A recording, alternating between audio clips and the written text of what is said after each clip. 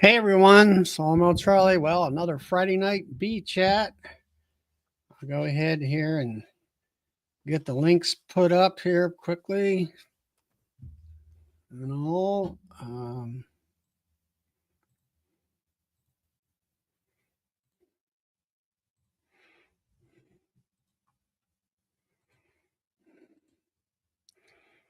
right, the link is pinned to the top. Hey, Pastor Larry and Amber, and let's say Joey and Tom and Tytrone, and there's John and Richard.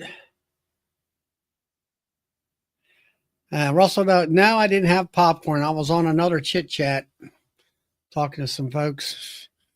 Hey, Chad. There's Tom. Hey, Tom. Hey, Charlie. Figure I'd join you until everybody else gets joined in. At least That's for a while. fine. Man, I put some anti-glare on my glasses and it's not working too good. Yeah, well, you know. Yeah. But hey there, Ryan. And there's Big Mike. Mike. Big Mike. Darren. Huh? Darren, I just saw was here. Michael Mannino. That's Big Mike. He's up there in New Hampshire. And all that. Hey, Mike Berry. Hey, there is Mike Bear. Hey, Mike. Good to see you on the chat. And all. So what's happening out there in Ohio? I know it's here. It actually snowed here today. Yeah, we got rain and it changed the snow and now it's all melted. But the high tomorrow is 32, and I think the high the next day, Sunday, is like 32, 33. Mike Murray wants to know what you're using for anti-glare. I bought it. It's called Opti Plus. There's Todd. Actually, well, it snowed enough here today where actually we have a little bit of coverage, not much on the ground, nothing on the. Hey there. Let's see. We got 33 more bees. Phil. Haven't seen Phil for quite a long time. Must have been running railroads up and down the tracks. And yeah, it kind of covered the grass here a little bit. The roadways were completely clear. The trees have a little bit in the limbs and stuff like that. But other than that, that's about it. Tomorrow it's going to be, I don't know, high 30s maybe. Hey, Dan. And hey, Russell. And let me check the weather here. Tomorrow's temps. 32 and 18 tomorrow, it says. Yeah, the weekend is supposed to be really cold here. Yeah, you're getting about the same weather we're getting. Yeah, about the last couple of days. Hey, Russell. He says he's in the 17s. Yeah, I think our low tonight's low 20s, and then it's teens to upper teens tomorrow. I mean, Sunday morning. Well, Tuesday here, it was basically about 60 degrees. Bees were flying heavy. All my hives are up and running. And up here in Michigan, where Phil's at, he's going to be 1, a low of 1. That's pretty low. That's the same cold front. It moderates by the time it gets down to me. But then I saw Christmas and we're supposed to be pretty warm, up in the upper 40, 50 degrees. Hey, Nancy. Me and Nance were on the same chit chat, discussing what was that? Vapor. Yeah, the vaporizer. Hey, Sandy. And so what was I going to talk about? Oh, Tuesday was about 60 degrees. And I took off from work about, I don't know, an hour ahead of time. And got set up and vaporized all my hives, and they were. When I started, I had to kind of fight them a little bit about blocking their entrances up. But by the time I got about halfway through them, the sun was going down. It was getting cloudy, and not so much cool, but enough to they all kind of went into the hive because the sun was kind of, I won't say below horizon, but it was getting low in the sky. So I was able to vaporize them all. I checked all their previous doing all that. I checked all their IPM boards, as I called. And I had one there that I just got a picture from Doug Longman of Longman Apiaries. He's up there in Saskatchewan, and he's showing I don't know, about 3 foot of snow on the ground with a path he dug through it with a shovel to try to get probably out to the local barn there. So days up there. Well, that's out there in Saskatchewan. That's all they know is snow out there. But anyway, I had one hive there out there towards at the end of our row right there, and they weren't really flying. The rest of them, on that 60-degree day, I went out and looked at them, and they were kind of balled up around the 4-inch entrance reducer, kind of coming in and going out, kind of like a traffic jam. And so that one didn't really have had some activity, but not a tremendous amount of activity. And I went in and pulled the inner cover off. I undid the winter protection, and I pulled a frame up of honey, and the top box is all full of honey, and they were down in there. They were just over on the left-hand side. I'll say it's a small cluster. I'm hoping that she'll boost when springtime hits and all that. So, and I just buttoned them all back up and left the rest of them alone. And then the other ones, as far as mite load, I know I was, one of the gals who was local, about, why are you still vaporizing? And it's like, well, the majority of them are pretty clean. I would pull the drop boards from the last vaporization 2 weeks ago, and I couldn't find any mites per se, just a lot of cappings. And then there was 2 or 3 that you actually seen mites laying on the board.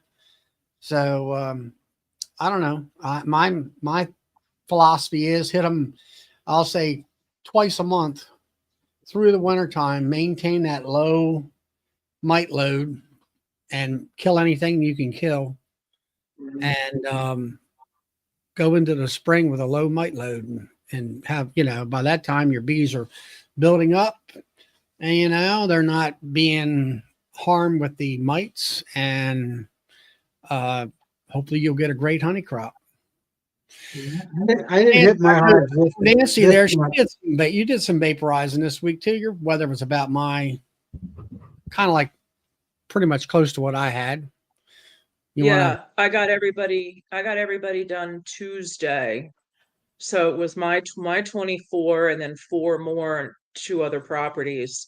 And by the afternoon, 2:30, 3 o'clock, they were really flying. Yeah. I mean, it was like a spring day. And well, then when I got out there and I kind of got set up, it was about 3:45. When I was okay. 3:45, the sun was kind of going behind the barn. When it kind of gets behind that barn and it kind of gives it a shadowing effect, then they start coming home and staying home. And by the time I got done, I'm going to say it was about 10 minutes of 5.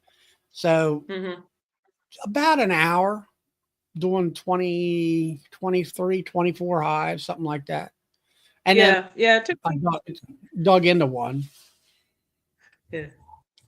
It took me about an hour too. I think I started mine around 11 o'clock. I started because I wanted to do all mine, and then the one I have to travel to is about 40 minutes away ish. So, Is that a friend of yours or what? Or out yard? No, that's one of the corporate counts I have. Oh, and then the other one was one of my mentees. She hasn't gotten a vaporizer yet, which is okay. It's on the way home. It's no big deal, but And then Wednesday, I was able to go back around and fill the rapid rounds, clean them out, fill them, and then put the Hive Alive fondant back on top. But I found something interesting, or it's this I don't know, kind of experiment I've been doing now. It was a mistake originally, but the bees run the hive beetles up into that rapid round. And the first year I discovered a beetle larva soup. It was disgusting. It was about an inch of water with millions of larvae in there swimming around. And I found that in February. So then Diane from our other chat said, well, why don't you do that on purpose? And I thought, well, yeah, why don't I?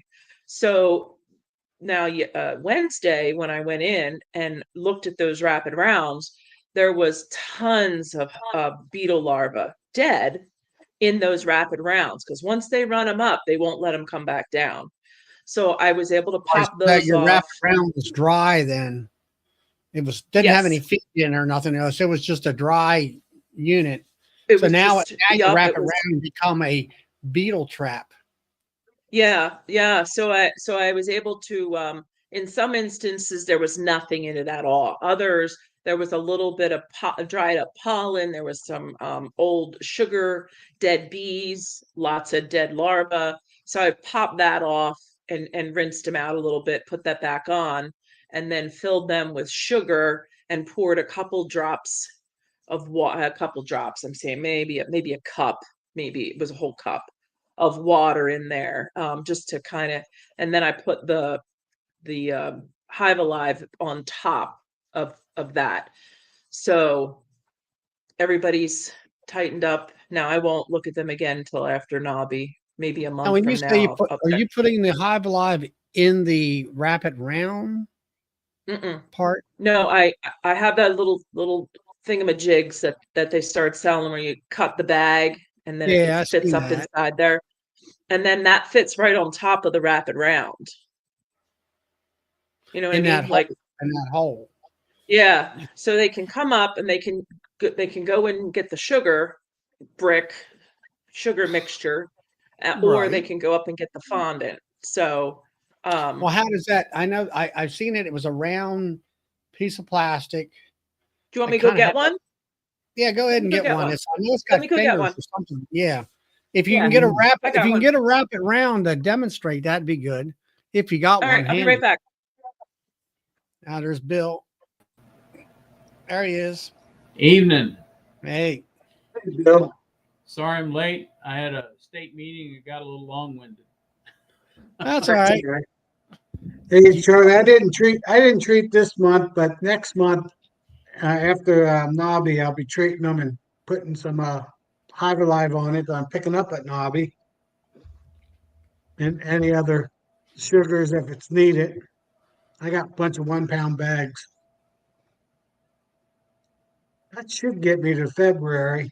Then definitely we get warmer weather, about second or third week.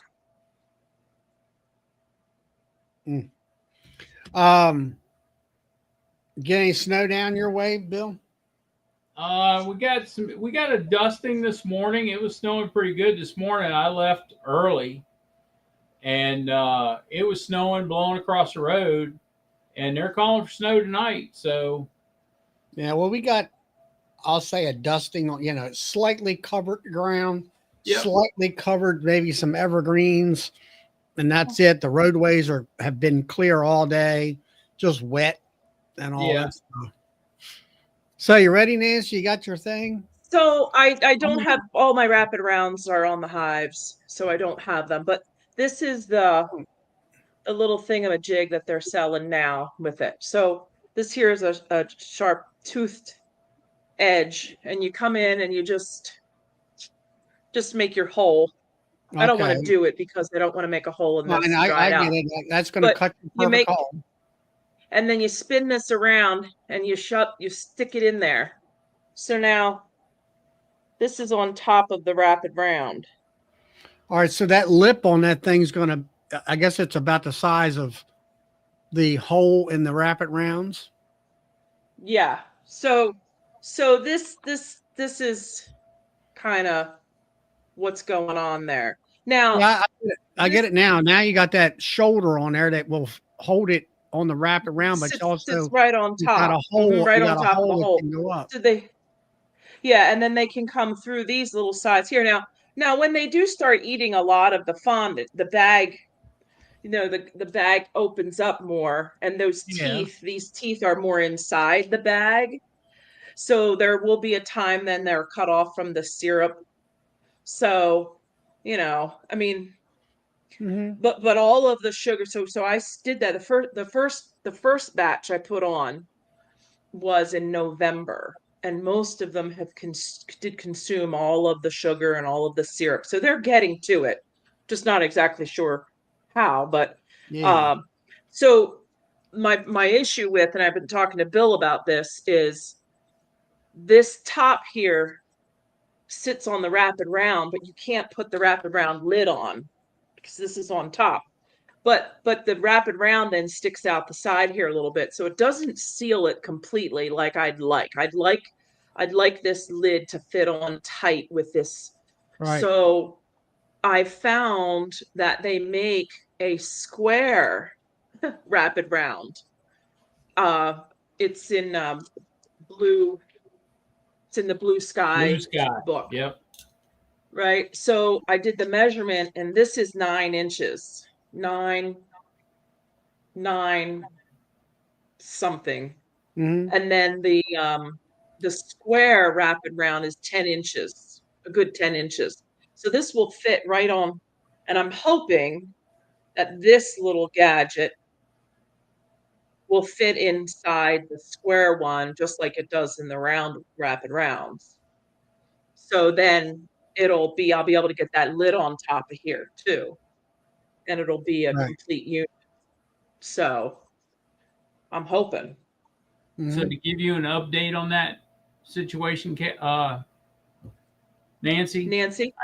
found out who the manufacturer was for those things, and I'm in contact with that manufacturer. Yay! Because the other person I know, and I don't know if he's on here or not, but Keith, Half Tracks. I Yep. know he does kind of the same thing I do, and then doesn't there was somebody else, Charlie? Wasn't there somebody else that does the Not same sure. method? The Not guy sure. from Vermont.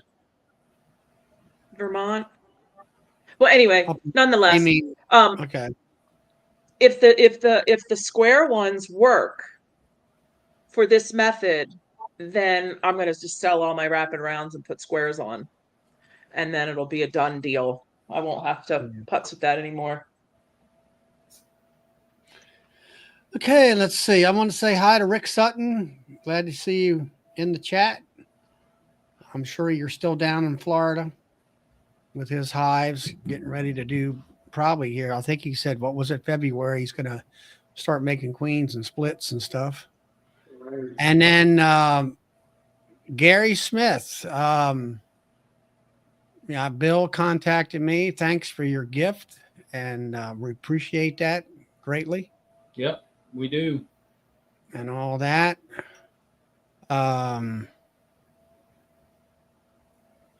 And then Keith, like you say, Keith Danner, Half Tracks Honey, he uses either fondant or Rapid Round, not both at once.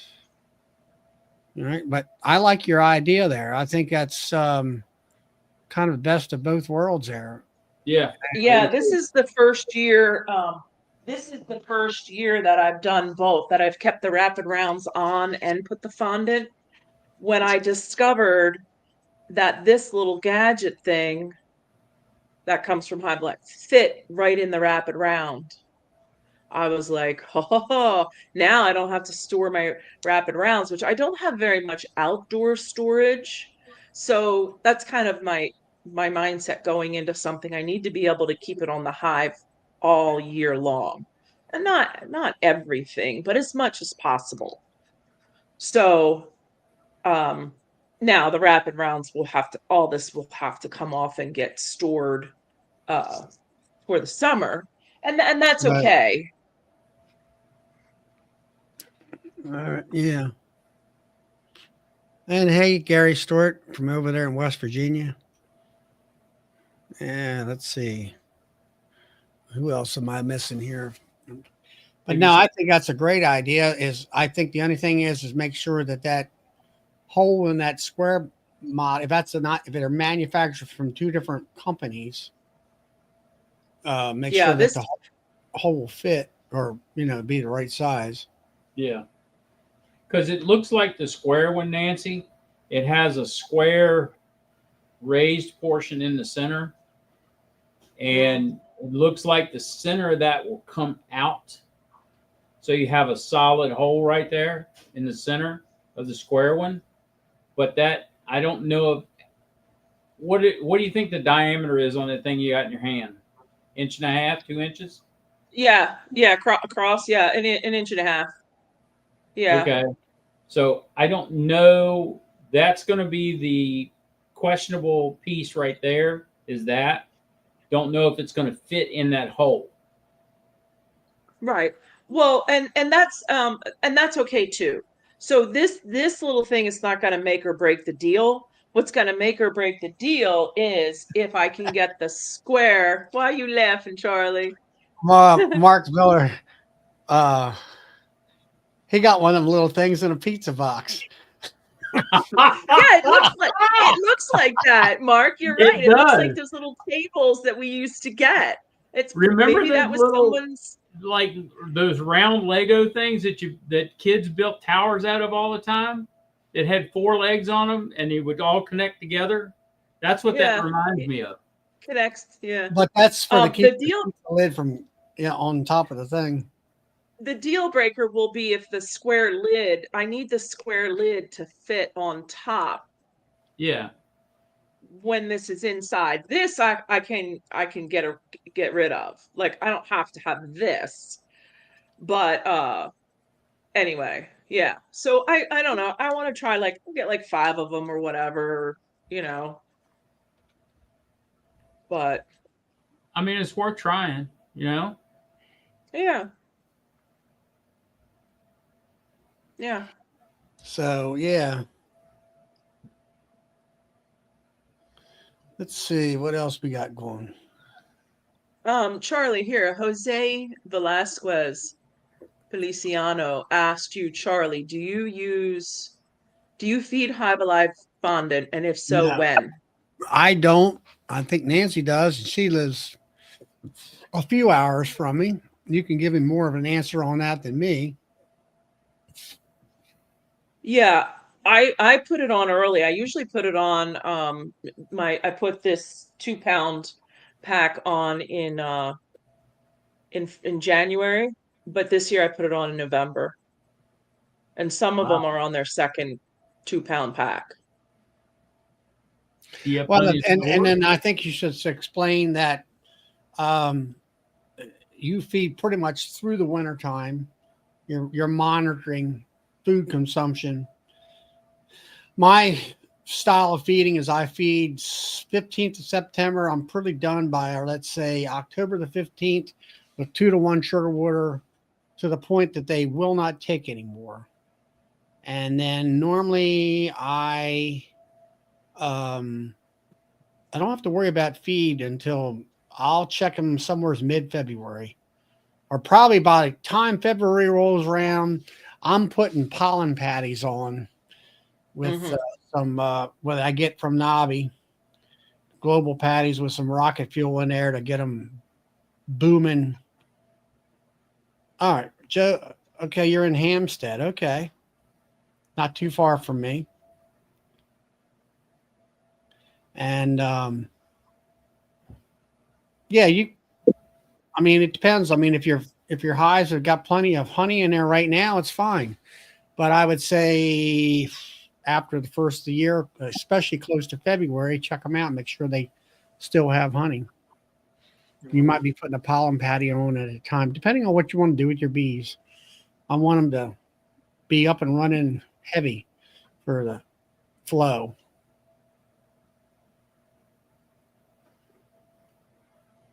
And all that. So, Philip, I see you made it in. Yeah, I did. I don't know how long I can stay in. I'm still getting ready for my market tomorrow, so my very last one. So until next time. Uh, yeah. Thank God I'm done.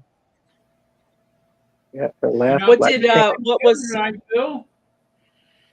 What'd you say, Bill? I said you're not putting anything together tonight. What's going on? I'm about to be in there putting together some gift baskets for sure. But yeah, I told Joey and Tom and Melissa I'd come on and give you guys an update on our little raffle we were having. We're having on Joey's show tomorrow night. Yeah. I don't know. Yeah, If go you, ahead. Give us the rundown on that while you're here. If you're able to. Sure. I don't know if anybody has access to the flyer or not. I don't really on this phone, but there's like I think we're up to 14 prizes now that are going to be given out. The last two to come in, one is sort of hard to say what it is. There's some frames that they're going to be delivered in February. They're some kind of new. I forget who it was, but they packaged some special frames. You might know There's more. 21 bees, Phil. Oh, 21 Yeah, days. they're going to be at Nobby. Yep. Yeah. So I think they're going to unveil them at Nobby, but they're going to give away several of those. That's one of the things. And then just today we got from, well, I should remember the name, but it's the Easy Ox guy, Mike's Bees or something like that. He's doing one package of the tablets and one package of the powder shipped anywhere in the United States. So that just came in today. Is added to, I'm going to go ahead and share the flyer, Phil. Okay, good. Thanks. Let me see if I can do that. Oh, there we are. We got that part. There we go. I don't know whether I can get it to. You have to zoom in a little bit. So There you go. Philip, I have a question while Charlie's trying to figure that out. So Sure. am I to understand that the drawing that you're going to be pulling these tickets on tomorrow night? Yes. Okay, I was thinking, and I didn't think about it too hard, but I just assumed you were pulling them on down in Nobby. Oh no. You were going to pull the tickets when we were down in Nobby, but As for Heroes, either way, I mean, will very likely have their own raffle going, and we may after this is up with, we may ask people if they want to bring some of their honey or whatever and put together some gift baskets just to help them out. But no, this was something that came together this year. I did this on my channel last year, but it was just my baskets. But yes, some people wanted to make it a better deal, and boy, did they ever. But on there's a lot of gift baskets, and there's a hive donated by Nature's Image Farms, starter hive, and there's some 50 pounds of fondant.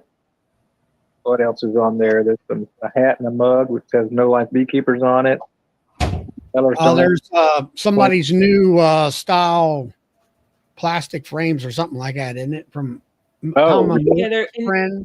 infinity frames. Is that on the flyer? It's on the flyer. Do you see the flyer? Yeah, I can see it. It's tiny on my phone. Yeah, it's down in the bottom It's on the corner. bottom. Years. Okay. Yeah, so Melissa got that added. So the only thing that's not on that flyer is the Easy Ox tablets and powder. There's going to be a package of each given away. And I don't even know if she'll add it to the flyer or if we'll just talk about it and pull another name out of the hat. But we are, and I don't know if you can zoom in on the way people can donate or enter the drawing, Charlie, but it's at the top. There's another, let me see, stop the screen. I'm going to go back to something else. Is this? No, I guess not. What about the? No, it just, I got the one with Joey's YouTube channel thing. Do you want to post that? Doesn't say. Sure, you can. So we've been kind of keeping the total running. I don't want to be held to it, but it looks like we're right now at $1,890 that we collected. Wow. So it's been very That's successful. great. How much There's did that. you say? 1,890 so far. You can get hit Ha-ha! too. Wow, so- there was 500. Came up 500 since last night. Yeah, it's people just keep in. Some Yeah, people there's that already donated are sending money.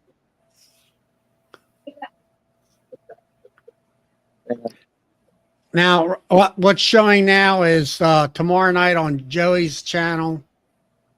This image here is from the No Life Beekeepers Facebook page. You can click on this link on the bottom here, and it'll take you to the chat for tomorrow night, 7 p.m. Central Time, 8 p.m. Eastern Standard. I think that's how that works. And all. And let's see if I can go back to the other. Oh no, my computer's gonna die. Oh no. Yeah. Thank you, John. There's some in the bucket. Okay. Cool. Okay. My son is telling me he counted the tickets and we only have 1,850 in tickets, but I told him he forgot about the ones that are in the bucket already. I haven't. Can you see that now, Phil? Or Yeah, I can see it. So well, let's see if is you want to put your Zelle number on there is what you want to do. yeah, there's at the top. There's several ways to pay. There's a Venmo, a Zelle, and Cash App, and a PayPal. So any of those gets it done. Whatever is most convenient for people. Back. Stop the screen share. Exit full screen. Let me see what I can do. I can't do that. Just right. Oh, here we go. Lee's got it in the chat over here. Oh, good job, Lee. YouTube, there it goes. Lee, can you put in the Zelle and all those different things?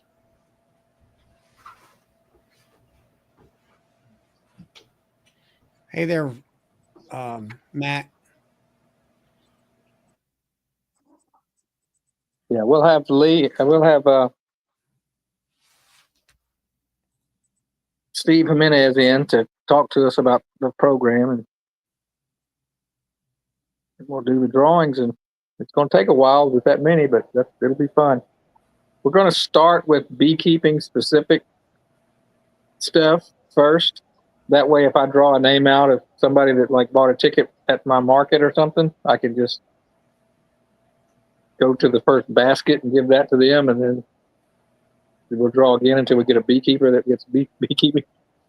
I'm sure the people that buy my honey at the market aren't interested in Mark's 2 queens, but we are going to hold that.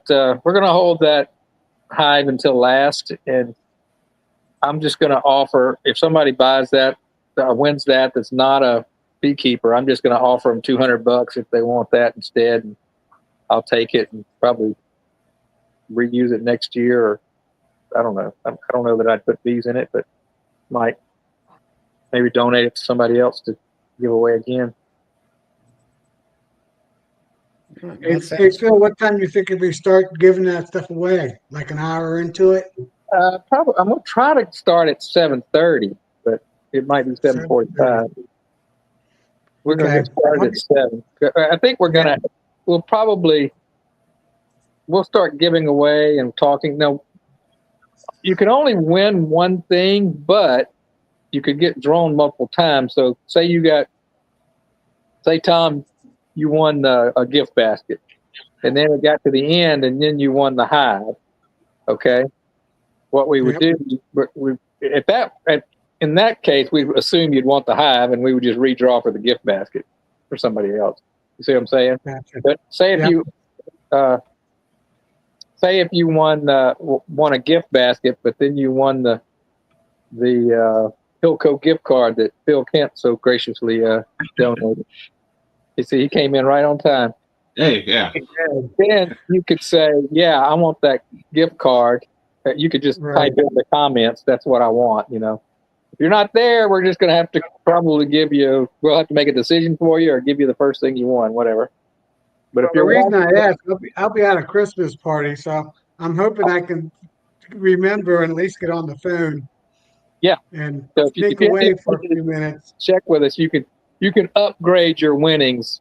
You know, you can't win multiple things, but you can upgrade. We'll give enough time between drawings, like 5 minutes for people to. We'll make sure that we give you what you don't want, Tom. Yeah.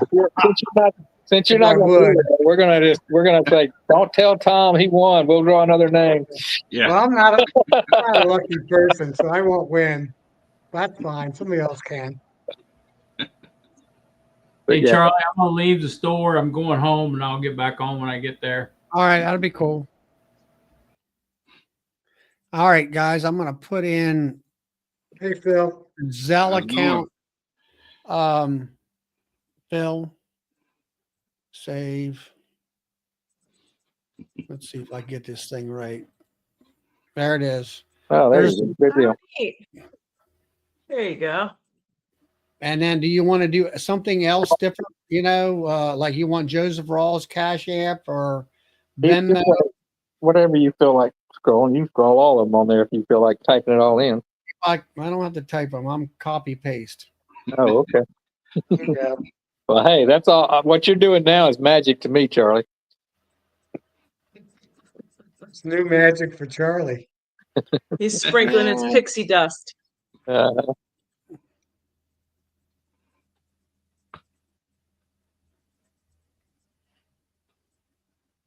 I hope I win Mark's Queens. That's the one I would like. If I won any of them, that's what would be the one. That would be nice. How is he going to truck them up to me? Did he say he was going to deliver them or something? He's gonna probably put them on UPS or FedEx or something. I bet. I thought he said he was going to deliver them because he's a driver. I thought maybe he would. I don't know. I bet if he's traveling that direction, I bet he would. If you'd meet him out on the highway somewhere. Right. I keep trying to tell him, ask him when he's going to be in Texas. He doesn't come down this way very much. Yeah, I don't think he comes across this far. I don't know. I think he's on. He's on today. Yeah, he was earlier.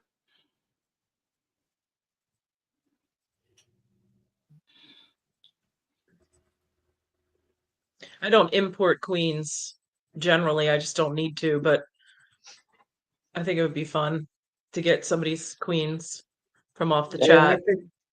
I think he's got some pretty good genetics too. Yeah. Yeah.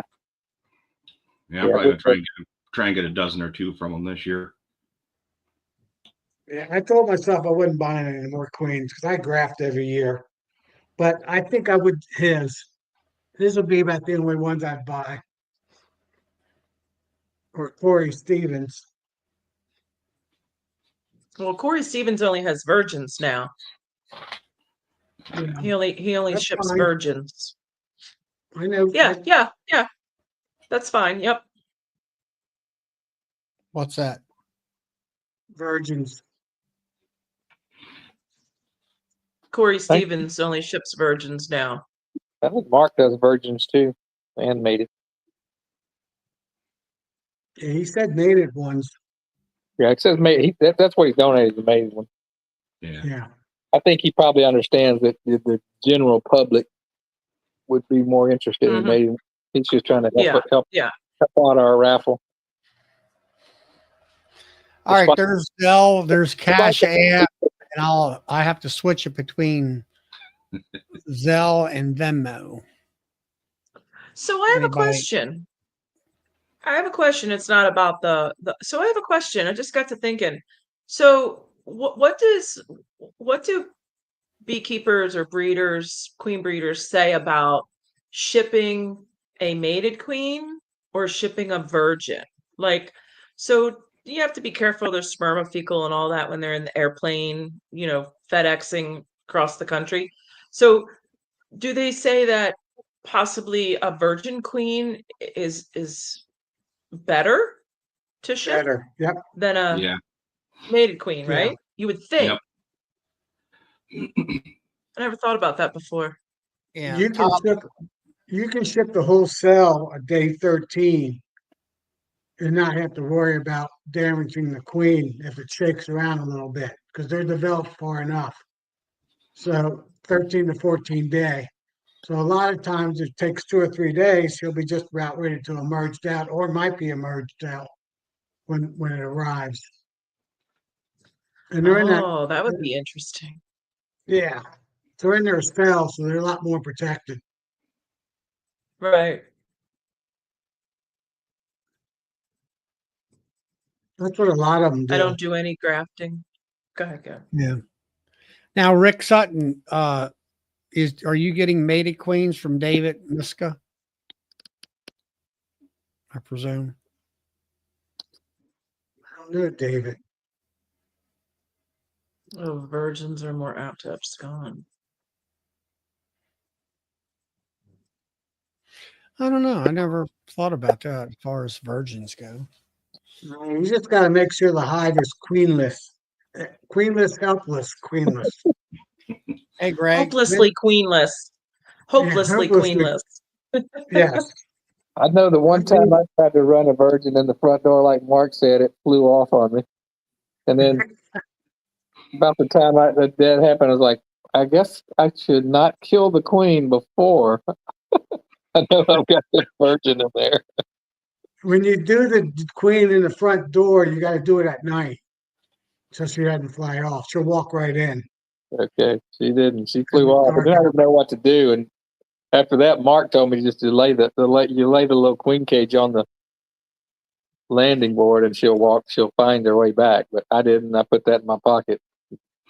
I agree with Greg Burns as far as shipping. I think that's probably the biggest problem we have, queens, is because of it's so hard on them, and because you got a group of people that are shipping for you that have no love or understand the sensitivity of the situation. Yeah. Right. Right. You clip her wings and she's not going anywhere. So if you clip her quick. I mean, I've done virgins. I've walked them in during the daytime. I mean, not in the morning. Clip a virgin's wing, I hope. Well, no, of course not. You might as well give her a chastity belt if you're going to clip her wing. I did that by mistake in the spring. I get all those. So how'd you get that chastity belt on there? Very carefully. I did that this year. I was so excited. There's double. I didn't even think of that. Oh my. That's great. She did say she did it. I did do it. I did clip a virgin's virgin's wings by mistake because I have those overwinter. I overwinter, and then they have two queens. One's marked, one's running around not marked. So I was all excited. The one, and I snatched her up and I clipped her, and then I thought, oh, so I don't remember what happened after that, but I did do it by mistake. Probably swarm lore. Doug there says he's bought mated queens from Chile and Hawaii and California. Ooh, Chile. Oh, he's up in Canada, Yeah. I'm going with mostly all local queens now on. Well, if you find them from Chile, isn't that in South America, right? So, I thought the only reason they wouldn't buy them in the United States is because of the Africanized genetics. Hell, they right in the middle of it down there, I bet. I don't know. They got some oddball ideas up in that state. That state, the new state, the 51st whatever. state. 51st state. Yeah, that's going to be our 51st state. Didn't you know that? Mhm. Oh, so Mark talks here about not having the queen, having her retinue or attendants with her. He likes to have attendants with the queen. I was listening, or I heard somewhere where that makes him harder to get accepted. That if you just have the queen with no attendants, in a cage, if you're doing the cage and release and all that, that they don't want attendants with her. I don't do either way. I just mate my own queen, so usually. Yeah. I want to make James here. Don't forget the state highs for heroes on your donation pay. Oh, yeah. Yes. Important, everybody. Otherwise, I'll think you just bought some honey or something.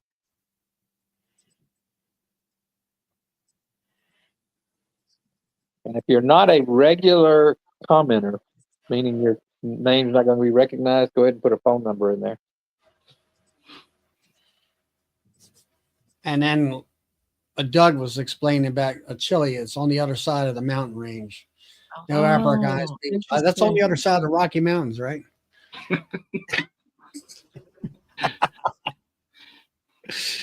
I thought it was funny, Charlie. Okay. Oh, well. So I wonder about the California connection. How come they don't have Africanized bees in California? Well, I think he's buying inseminated queens from down there at don't get the PayPal one. Okay, let me see if I can find that.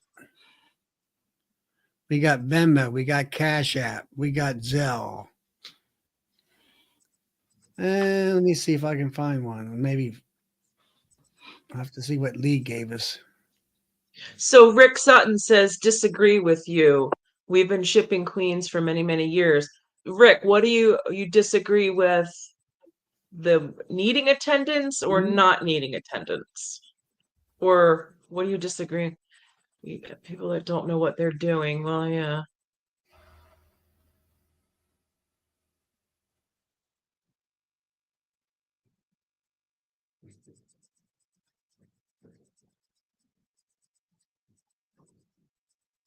I think he's talking about people Yeah, not understanding how to introduce a queen that blame it on the shipping, I think is his point. That Rick Yeah, that happens a lot. yeah, the clipped queens are much easier to pick off the ground than to watch them fly away. Yeah, I bought 2 queens in my life, my very first year, and I didn't do a very good job of introducing those. I was lucky that one of them made it. But I basically just put them in there with the candy one day after I made the split. So we have a local queen breeder here, and his theory is you spray the frame with water, and then you spray the queen with water, and put her on the frame that you sprayed with water. And he said he gets 100% acceptance. Just regular water? It's regular water. Yep, spritz it, and then spritz her, I've heard and of stick her spraying right in the hive. water. I hadn't heard of regular water. That's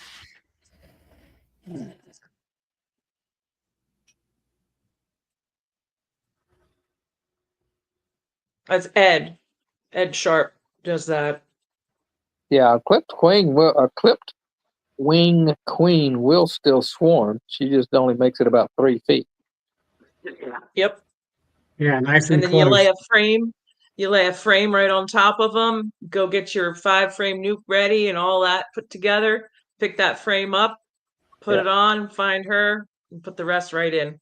That Easy works peasy. that works if it's in your yard. You're going to see it every day. But if you're only checking the colonies once a week or twice a week or once every so often, then your queen's going to get eaten by ants.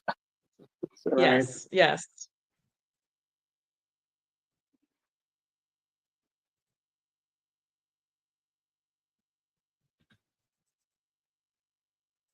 Yeah, my out yard, I keep a couple swarm traps just for, because I can't be there all the time, Hmm. just for backup. I'm thinking about ordering about 25 queens from Hawaii just to get some gentle genetics in case I want to sell nukes to people that want to keep them in their backyard. I don't trust open mated queens around here. I mean, you might get some good ones, and you might get just hellions. Rick wants to know how much honey for where we're at. It starts at least at $10, if not 12 to 15, I would say, a pound. Yeah, $14.50. I'm pricing mine at about 14, plus I'm charging a couple of dollars for the jar and label on top of that. It comes out to be more than $1 an ounce. I do $14.50 plastic, $15.50 for glass for 1 Yeah. pound. Yeah. And are you at a are they coming to your house to do it, or you at a festival or a fair or something? Well, when I'm selling them, that's my price. When I do wholesale, it's 80/20, so it's 20% less. And then that's what they sell it for at their store, roughly. Sometimes they do 14.49 and play those 9-cent games. Yeah. I don't know that I call ours Africanized, Malcolm, but they're a little too hot to be in somebody's backyard. Not all of them. I mean, I get bees all the time that are just as gentle as can be, but it's a crapshoot. So I mostly sell a lot of 8-ounce jars, half pounds at markets and arts and craft fairs and all that sort of thing. And the spring honey, I was getting $15 for 8 ounces of the clear spring honey. And then as the year goes, plastic is 10 and glass is 12.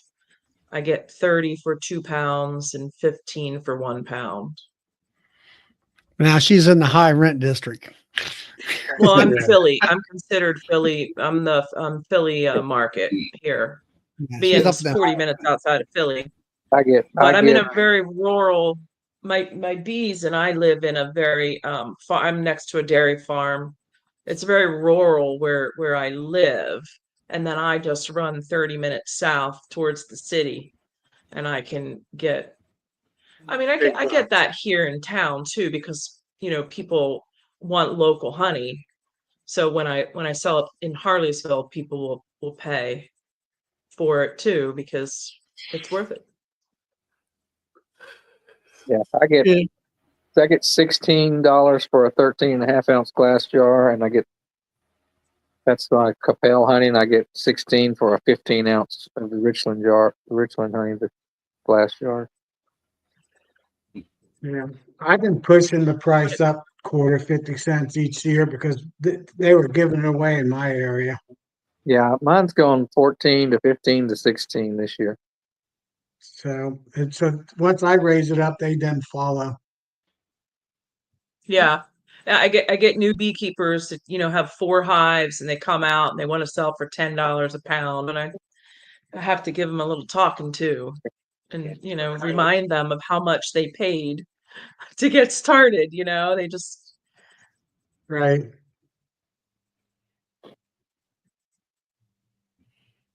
TC says 18 and up here. He's out there in Washington State, I believe.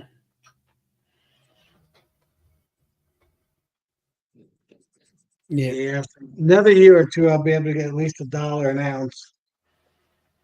I had a guy at the market last weekend asked me if I tested my honey for glyphosates or whatever that is, that stuff that's in Roundup. Yeah, the Roundup. I said no, and I said I don't think I'm going to because I can't do anything about it. I can't tell the bees where they can go and can't. Right. What is it, Phil? It's a Glyphosate. Huh? So it's a weed killer. It's Roundup by sulfate. Yeah. Oh, Roundup Ready. Yeah. Yeah. It kills insects too. Yeah, but that's right. Yeah. Where My point to would him most of was, that be in the wax? Would most of that be in the wax, being that wax is fat soluble? I don't know. Would Nope. most of the residual of that be in the wax? It's in the honey, it's in the pollen, it's in the bees. It's in They've everything. done arsenic. You'll find arsenic in them. You'll find lead in them. You'll find everything in them. Oh, And I- all things. What I told him is that if anybody's making claims about their honey being free of any chemical, then they're not being upfront with you, because They're lying. they can't raise their bees in a greenhouse. Or the In organic? fact, I get I would almost bet that we would not have a mite problem if we had healthy bees. Well, I also told him, I said, if you're buying organic honey, it's coming from another country. It's not coming from the United States. yeah, the organic. Yeah, you got to go rounds with that sometimes. Is it organic? Yeah, Well, because they sell organic honey because other countries don't have the same. It's organic because you don't spray them. right, but I mean, yeah. Other countries don't have the same requirements for calling it organic we do, but our country honors the language they use on their product and won't make them change it. So Right. Now, Malcolm says Roundup no longer has glyphosate. glyphosate. Okay. Is it in anything? Is that glyphosate in anything Yes. other than Roundup? Yeah. Yeah, you can just buy it Is straight. that actually what makes it sticky to stick on the plant? No, No, that's you're thinking of a cactus fire. kills it. That's called surfactant. Yeah. Yeah. That's a sticker, isn't it? You can use soap as a sticker, correct? It's a fancy name for soap that doesn't bubble much. Yeah. It still foams a little bit, low foaming. So the thing that's a little bit scary about Roundup, it's not Roundup. Roundup's the same, about the genetically modified stuff, is now they're modifying the plant to be the only thing resistant to the Roundup. So they're broadcasting the Roundup, killing everything but the plant. Yeah, that's the whole idea behind it for the last 30 years. Well, back when I used to put out Roundup, it killed everything it touched. There was nothing that was resistant to it. But now are you talking about burning the whole field down? Are you talking about Roundup Ready, corn, beans, alfalfa? If there's any other type of Roundup Ready,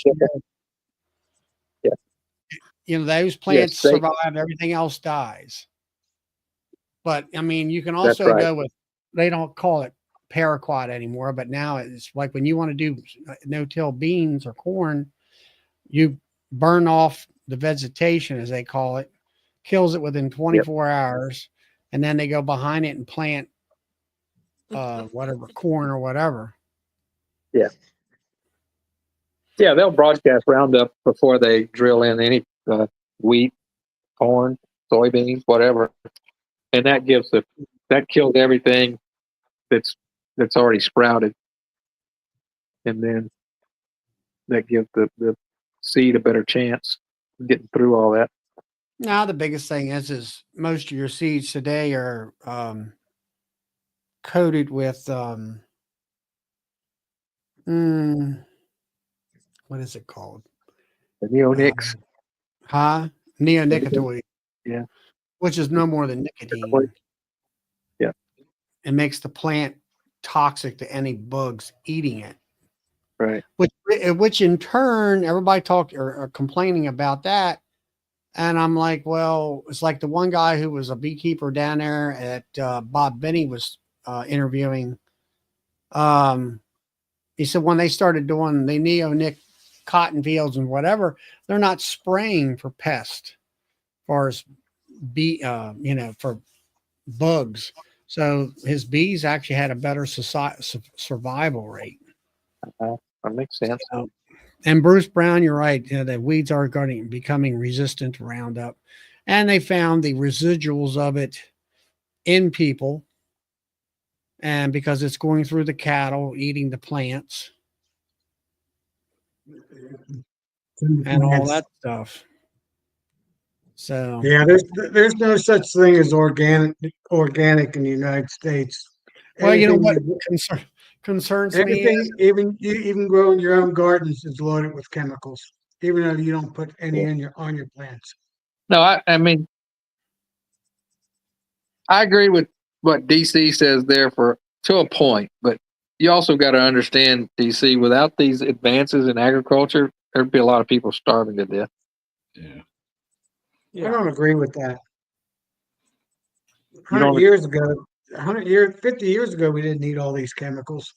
didn't have as Yeah. many people. There's different ways to plant that Not- you don't Not as people many need. people, not as many people, and people are not self-sufficient like they were 100 years ago. Right. So No, that's not the plant problem. That's an education problem.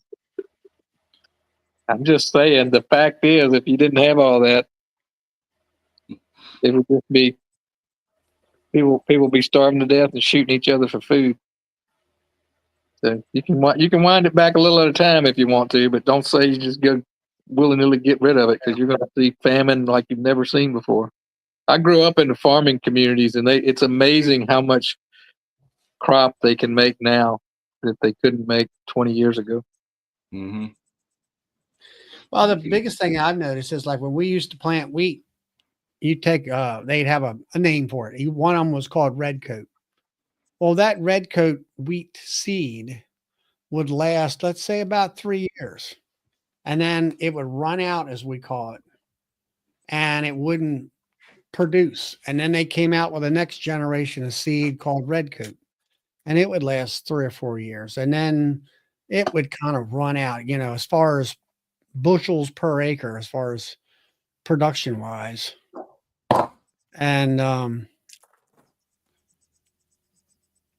all that kind of stuff. And I don't know. I mean, now you got corn. It's like 300. Well, what is it, Bill? About 250, 300 bushel an acre. What's that? Corn yields. Yeah, most of it's 53. Some of it's 80. Occasionally, you get a farmer that's prepared to seed bed right, and they'll get over 100 bushels an acre. That's a lot. I'm And talking that's a lot of corn. about regular field corn. Don't you get about Yeah. 250? No, not around here. No, I don't think you get that much. Yeah, that's a lot. The only place you're going to get that kind of bushel an acre is out in the Midwest in those big sections. They've gotten a lot better with the seeds, producing a lot more food. But it's like Dean. Just like we do with Queens, they do the same thing with seeds. Mm-hmm. Get the best quality seeds after generations. Yeah, right here is the problem we got. Right there. We're losing farm ground by the thousands of acres every year to house. Yep. That is the number one killer right there. Yeah. And they're taking beautiful farms and turning them into housing developments and taking the crap ground and putting houses there. And then you can go into downtown and 50% of the buildings are empty. If not 70%. Yep. People are moving out of the cities. Well, they had COVID and they're going to try to plant gardens. I mean, you got this whole movement of homesteading, as they call it. Yeah. The girls have to go to night school at college to learn how to can, which their grandmother and mother used to be handed down from one woman to the daughter, and Right. and all that went by the wayside. So That was lost in one generation. It was. yeah. I know how to can and freeze from my mother, but my daughter, I never transferred that to my daughter. She had no interest, and I didn't have the land. I mean, I didn't have the gardening land to be able to make it worthwhile, because now we can buy all that in the grocery store. it's a lot easier to go buy tomatoes in a can than it is to grow your own. And it's, it is what it is. It's not one way's right or one way's wrong. It just is. All The my grocery boys stores have didn't canned look like, Common apiaries. you Yeah, remember they 30 used to- years ago, the grocery stores don't look like they did then now No, they either. don't. Like the all the things we can buy in the grocery store is completely different than it was, 30 years ago, even just 30 years ago.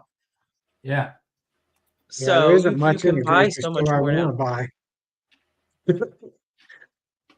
So my question to long and I said there's apiaries. less and less in the grocery store of something I do want to buy. What'd you It's say? almost all garbage. What did you My say, question Bill? to Longman apiaries is the statement he had up there, was he growing hard wheat or soft wheat I don't know. What's to the get difference? that? What's the difference? I like what Mark said there. Soft wheat is it's the seed is doughy, and when it comes up and it's ready, it's a little doughy. Hard wheat it's like a rock, a pebble. I don't know. The We seed is we like used to a grow. rock. You used to bite it between your teeth, and if it was biteable, then it was just right to shell or Yeah. harvest. And then out west they have red wheat, which is a Yep. different type of wheat. That's a hard wheat. Red wheat is a hard wheat. Now, Matt Mars Homestead, where was that question? I started homesteading 15 years ago. Now, when you say that, what does that mean? Are we talking about how you got cows and chickens and everything else, or you just got? So Charlie, do you remember what a gentleman's farm was? When you think of a gentleman's farm, that's That's where the guy that's doesn't do any of homesteading. the work, and he has hired somebody else to do all the work. No, well, Exactly. gentleman's That's farm, the they have gentleman's one farm. cow, one pig, 10 chickens. Like it's just, Right. you A know, small farm. just Like my grandparents had. Yeah. They'd have 4 or 5 pigs, and they had a hen house, and they had I think Need more of those farms, Brian. See, 2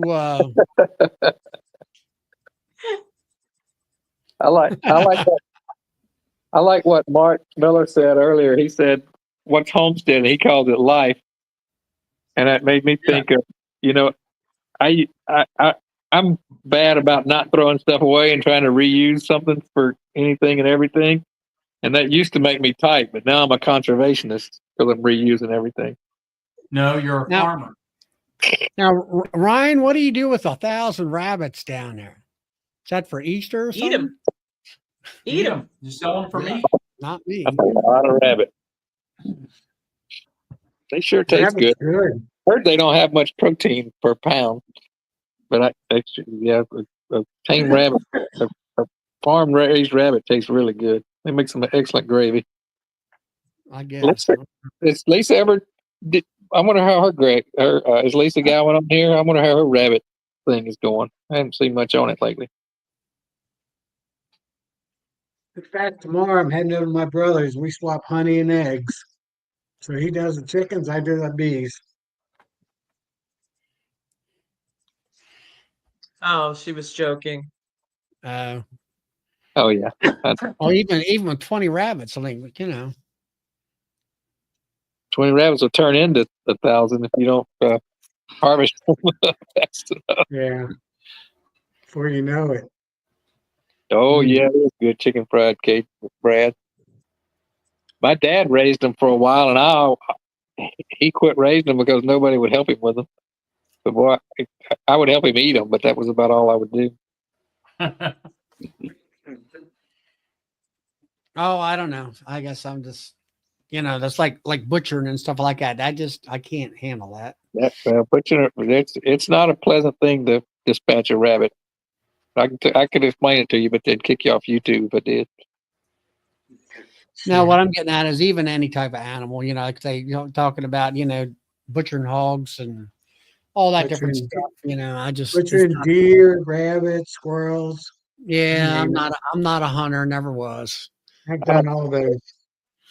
I never. That was not my. I don't my know. Yeah, like- Cajun homestead there.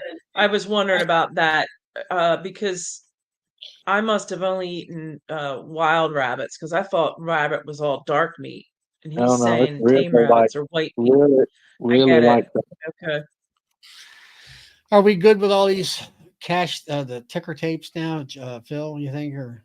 Yeah, I've been looking at the comments. If on the phone, I can't see you guys. Let me turn it Hey, I on. didn't even know there was a ticker tape still going on.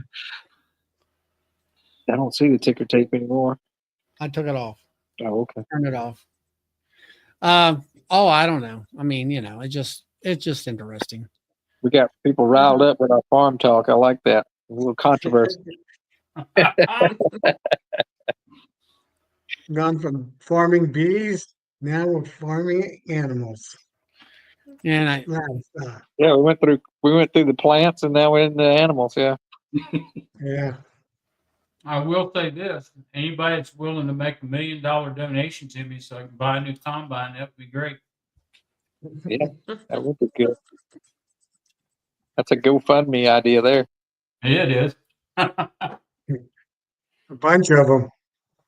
that's the problem. You spend $1 million for a combine for $3 wheat for $3 corn. Yeah.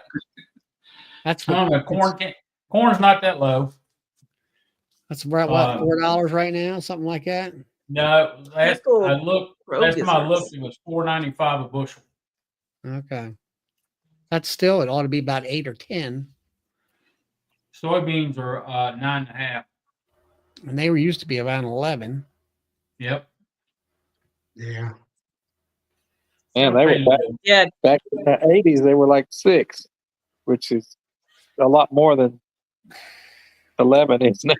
It's just like wheat prices. Wheat price has been $3.50 to $4 a bushel, and guess what? 40 years ago, what was the price? $3 to $44 a bushel.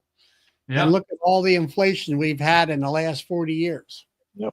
Right. And then my father talked about the same issue back in the 70s, that in the Depression times, I'll say there was more, it was less money dollar wise, but your dollar went farther. Oh, yeah. If it was $2 a bushel versus $4, but your $2 acted like it was $4 today, and that type of thing. But that's what it amounts to. But anyway, so back to DC is right in his comment that prices do get driven down by the buyer. And that's how the prices are driven down is the people that buy the wheat from the mill, they drive the price down. Yeah, Mike, yeah, you're right. Your Chicago Board of Trade, yeah, you can harvest on July 4th, and then the bottom falls out of the wheat prices, or they dock the hell out of you at the mill or whatever else. So that's the way it is. It just all boils down to one thing: if you can sell direct, that's when you start making money. So Phil, 33 Mile Bees, I have not seen you in ages and ages and ages. Where have you been at? Well, you've been on driving trains and crashing them, or what? Yeah, just trying to keep. I heard you derailed one here a couple of weeks ago. Yeah, contributed to the rising corn prices. He planted some corn. What happened? Did somebody put a penny on the track and you slipped on it? It was just rail was old and it broke in front of us and put the engines on the ground and had 13,000 ton pushing from behind. It had to go somewhere. Oh, so did it accordionate and go like that? Yep. Yeah. Put corn in the Saginaw River up here. Oh, really? They're feeding the fish, are we? Yeah. Trouble is All the EPA. wildlife. Yeah. Says, man, look at the free food. Grain fed Even fish. before the fire trucks and all that got there, the rabbits were already on the corn. Wow. So, Yeah. No, you were all right though. Everything was good that way. oh yeah. Oh, just one of those. Gotta change your pants afterwards. I was gonna say that's a sudden wake up call, isn't it? Yeah. Well, now, Yeah. did you lay that engine? Did it lay on its side or anything like that? Or No, luckily it stayed upright. So if it would have went on its side, that would have went right in the river too. Wow. what are you like right alongside the edge of the river when you were? Yeah, Running that spot is literally, you look out the window and you can't see the ground or anything. All you see is water. It's so close to the river. Ugh. Hmm. Wow. And where was this at? Oh, Saginaw, Michigan. Oh. Yeah, just like the Saginaw, Michigan. What was that song? Somebody wrote a song about that. Yeah, who did write that song? It's a country star. Wasn't Mel Tillis, was it? No. I'm saved and all. I Marty, used to go up there occasionally when I was remember. young. Marty. So anyway, you got over that. So anyway, luckily, what you were worried about is falling into the drink there as far as the river goes. Yeah, that was the big thing. That'd have been cold. Yeah. See you later, Night, Mario. Randy. Night, Randy. All right, I'm gonna get off of here and start getting my stuff ready for the market. I've been on here too long. All right. Too interesting to leave. We'll see you tomorrow night at Yep. 8 p.m. Eastern Standard, 7 p.m. Central Time on Joey Rawls It'll be show tomorrow night. And you can go to the No Life Beekeepers Facebook page and you can click on the link in the Facebook link. yeah. I If can you- finally, if- I if you're can not already- finally start recovering from trying to fill out all those tickets. But if you guys want to make me fill out a few more, I'm not gonna complain. Hey, Phil, you're going to get fired if you keep on. You keep doing it, sitting in All here, right, not doing what you're supposed to do, she'll fire you. Yeah. Oh, As far as an update on Nobby, me and Nancy were on another chat, and one of the fellows from Oklahoma, it works with Highs for Heroes. He said that the Highs for Heroes Nobby Friday night dance is sold out. 250 tickets sold. Wow. So I got my tickets. I got my ticket. So Yeah, I didn't get them quick enough, so I had to have a place to dance, Yeah. I seen the bluegrass band. I said, all right, we're going there. yeah, I figure I'll go And, out. I'll go out with all the Michigan people on Friday night instead. Yeah, I seen that. I seen where you and what's his too. name, Sean. Yeah.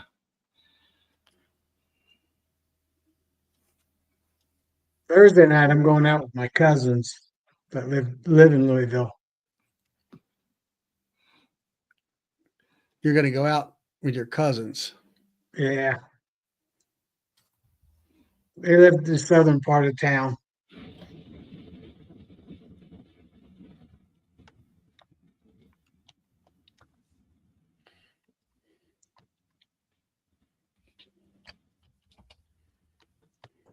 So I see here Russell talked to something about the late year markets. When it becomes sweater weather here, I can sell more honey. I think it's just because it's the cool time. Fall. Yeah. I mean, I I sell sell more good at honey this farmers time. markets during the year, but when it becomes sweater weather, then you can sell more honey at different venues than just a farmer's market. Yeah, the Saginaw, Michigan is Lefty Purcell. Okay. Purcell.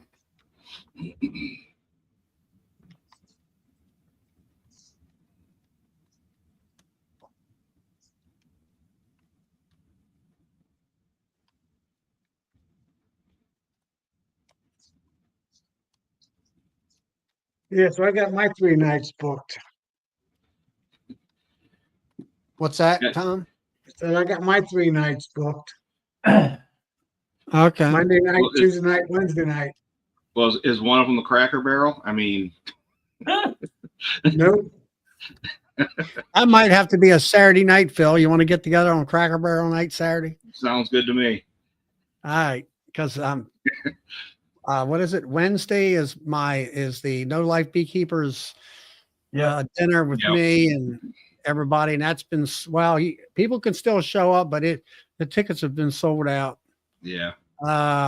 As far as being able to win any of the prizes that we're going to offer, that will be only for the folks who got their 50 tickets. And then let's see, Thursday night I'll be going to the mead tasting thing. Not that I'm going to drink any mead. I just want to hang out with some of the beekeepers, maybe get to know some folks, maybe from this chat or whatever. And then Friday night I will be at the Highs for Heroes dance with the bluegrass music, and hopefully they better have a dance floor as far as I'm concerned. So, Well, if they're having a Otherwise, dance, you- they should have a dance floor.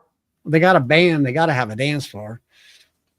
Well, they got tabletops. You're good. I don't think no table's going to hold me. I can tell you that. Oh, and then you can get up on the bar.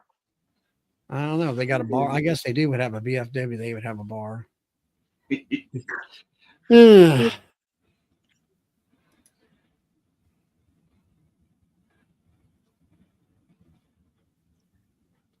Yeah. I'm looking at things.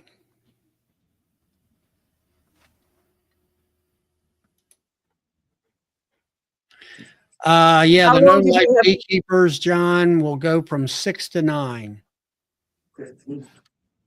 That's what we have the room rented for.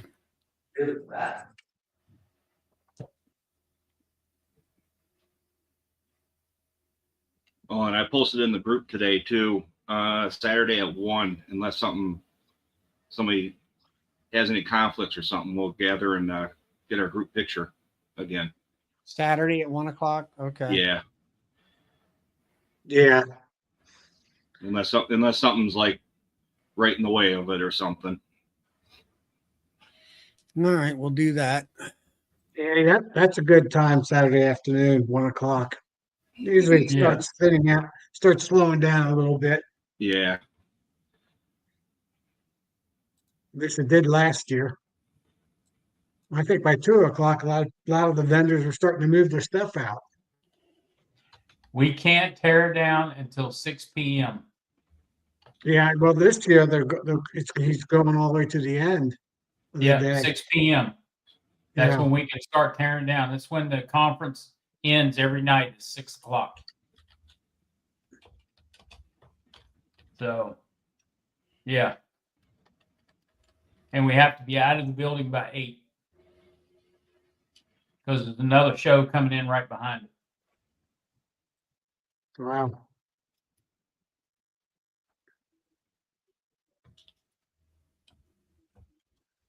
That's Yeah, the way I it don't was know. last I don't know what time I'm leaving Saturday. Might stay to the end. It's only a 2-hour drive. I'll be there until Sunday. I'm not driving back on Saturday. year. Yeah, Yeah, I'm see, driving back Sunday. I got a short drive, so it's no big deal. I'll start Sunday morning sometime. How's that, Phil? 1 Looks good to p.m. me. No light. I'll probably leave around 5, get something good to eat, then head on north. Get home at 7 o'clock, 8 o'clock.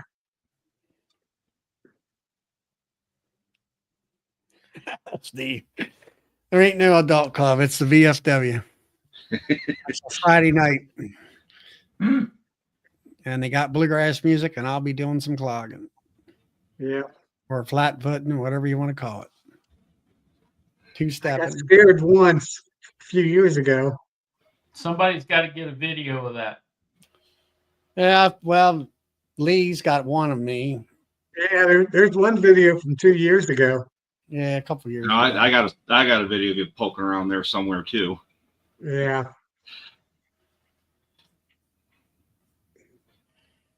And all that.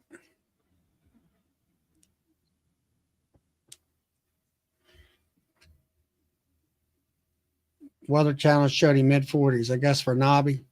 That Ooh, sounds heat good to wave. me. Sounds good to me, as long as it's in the 40s, as long as I can get there with no snow and get back the hell out of there. Yeah. Nancy, are you going to need a ride over to the No Life Beekeepers dinner? So my flight comes in at 6, and I get a shuttle from the airport to my hotel, and then my hotel, which is the True Hilton next to the Crown, shuttles us within 3 miles of the hotel. So when I get picked up from the airport, I'll go check in, and then I'm going to tell the guy then I need, because it's just a mile. Yeah, it's just right up the So road and to the right, to the left there. yeah, yeah. So I'll be rolling in, depending on my flight getting in and all that. Okay. But the short answer is no. I probably will need a ride home unless there's other people from I mean, we're the only ones down there at this time, like from last year. So everybody in my hotel is from the expo mostly, you know. So I'm All not right. worried about rides. Yeah, we can bring you home. What I'm figuring on doing, I'm going to have to pull I think I can pull one of my seats out of my van, the second row seats, because I got two Well, don't cases. Huh? don't do that, because I can hop in with Dirt Rooster too, Okay. or anybody that's No, going to the what Crown. I Or was getting at was I'm figuring on taking one of my seats out so I got two cases of frames, and I want to make sure I have Oh. enough room for the frames, our luggage, and all that stuff. So Yeah, all right, yeah, we're good to go then. If you got the Rooster, you can do that too. yeah, and I can call the hotel and have them come pick me up too. So I'll get rides. Don't put a seat in for me. Well, no, I won't put it in. I just only have one. Take it out. There's Yeah. enough We'll make beekeepers. somebody will make sure that you get home, Nancy. Yeah. Yeah, I'm We'll not get worried that. about that. That's cool. All the hotels are pretty close to each other. Yeah. Mhm. Well, it's all relatively close. I mean, in the car, it's where we're at. I'm up at the Hilton there. It's a few miles away. The biggest trip is to go to this here. What do you call it? Honey wine thing.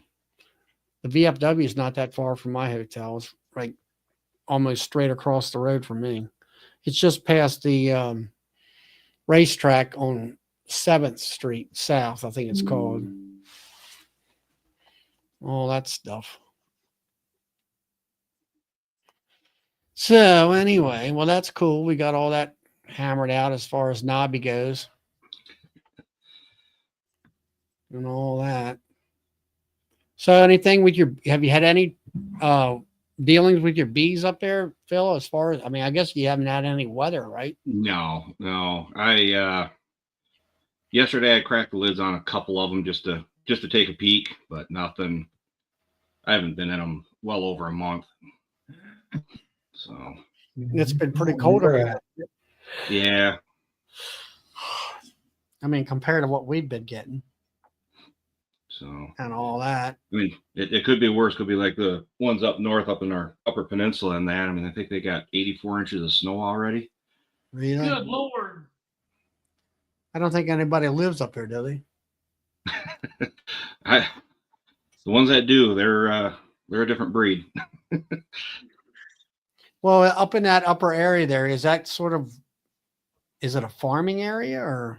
No, all woods, trees, a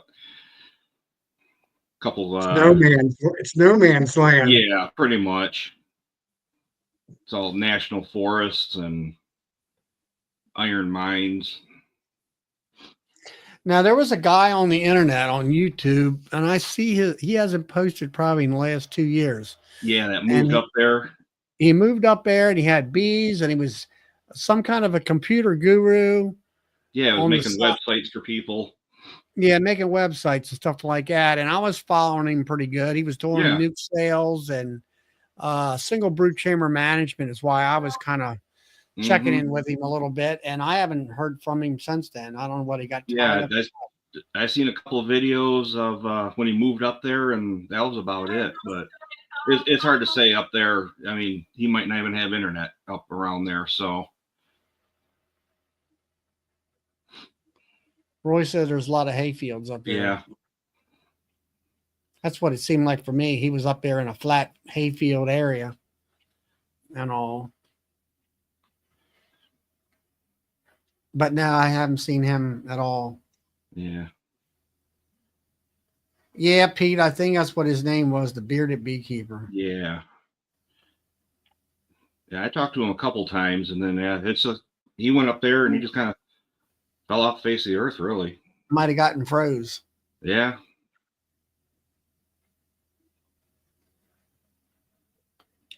So, yeah.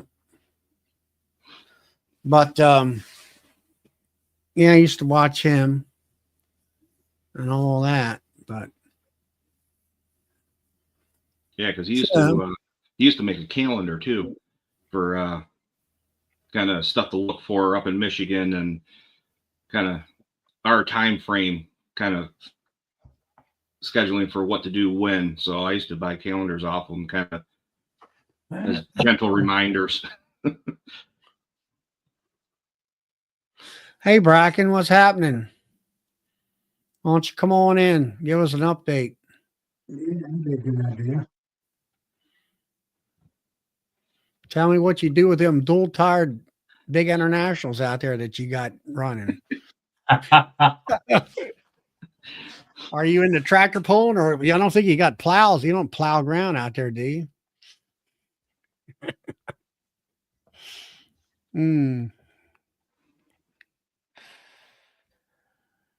Yeah, but I don't know much about Starlink, but I think it's kind of expensive. Yeah. Yeah, I know they got Starlink up there now, but he disappeared before Starlink was even a thing.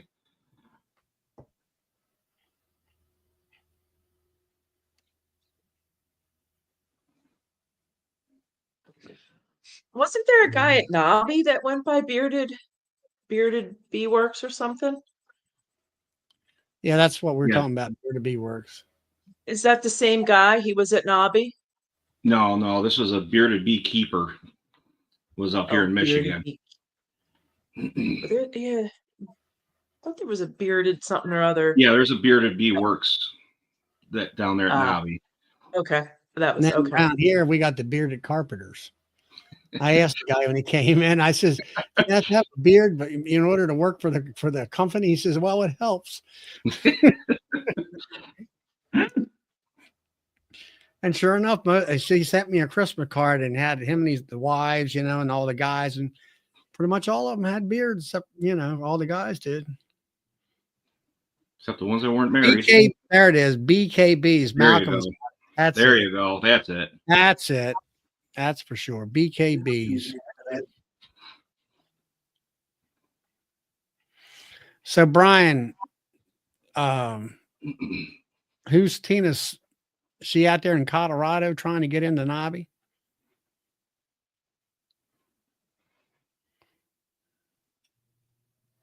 I don't know. Somebody's trying to get a ride to Nobby. Right. I think it's probably from out in Colorado.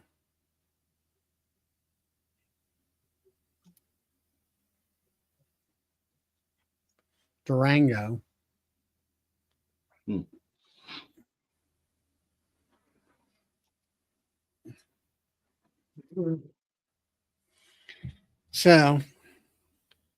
So Bill, you vaporized your hives this week, did you? Yep, we did. What did you do it on Tuesday, I guess? About the same Yeah, time. we did. Did it on Tuesday. And so I opened one of them up and I was looking around at the bees up on top of the frames. And this is one of my Anel hives. And I kept seeing these big bees look like drones. So, and I didn't have any gloves on. So I tried to pick one of them up. I got one of them picked up. She stung me in the end of the finger. It was an overwintered bee. And we feed fructose with Apis biologics in it. And I've got fat bees everywhere in them hives. So, and none of them in the Enel hives are clustered. And they're still raising brood. Even now. Even So now. you got a frame or so, or a small patch, I'll say, of brood? Oh, no. One of them had 4 frames of brood in it. Really? Yeah. That's crazy. Yep. So I threw Fondant on them after I treated them because they're going to need the food. So That's it's for sure. begun. So Bracken, what's happening out in Utah? Snowing? Not much. No. Like everywhere else. How's the house coming along? It's coming along. Rafters have got delayed, so we're waiting for the rafters to come in. But You got all your electrical boxes put in? yeah, I got most of them done. I did some more this evening. Finished a couple rooms, but my plumbers haven't came yet either, so I can't jump the gun too much. I'm gonna have that house wired before they even put the roof on it. I gotta slow down a little bit. Yeah. So you got that big International out there with them rules on the back. What are you pulling with that thing? Or is the ground that hard? No, when we run our Brilliant or some people call it a roller, clod buster. Yeah, I mean, your Brilliant Cedar / color packer. Yeah, like a better seed better. Well, it's got the big things that roll and it smashes all the big dirt clods. Yeah. Yeah. Yeah, that's usually the tractor we use for that, just because it'll float on top of the ground a little bit better after we plow. We do quite a bit of plowing. You do? Yeah. We don't use that tractor to plow, though. It's a little bit light or not as strong as our plow tractor. So, Which one's your plow tractor? we use our 5088 International to plow. Yeah, that's the newer one. No, the John Deere's the newest one.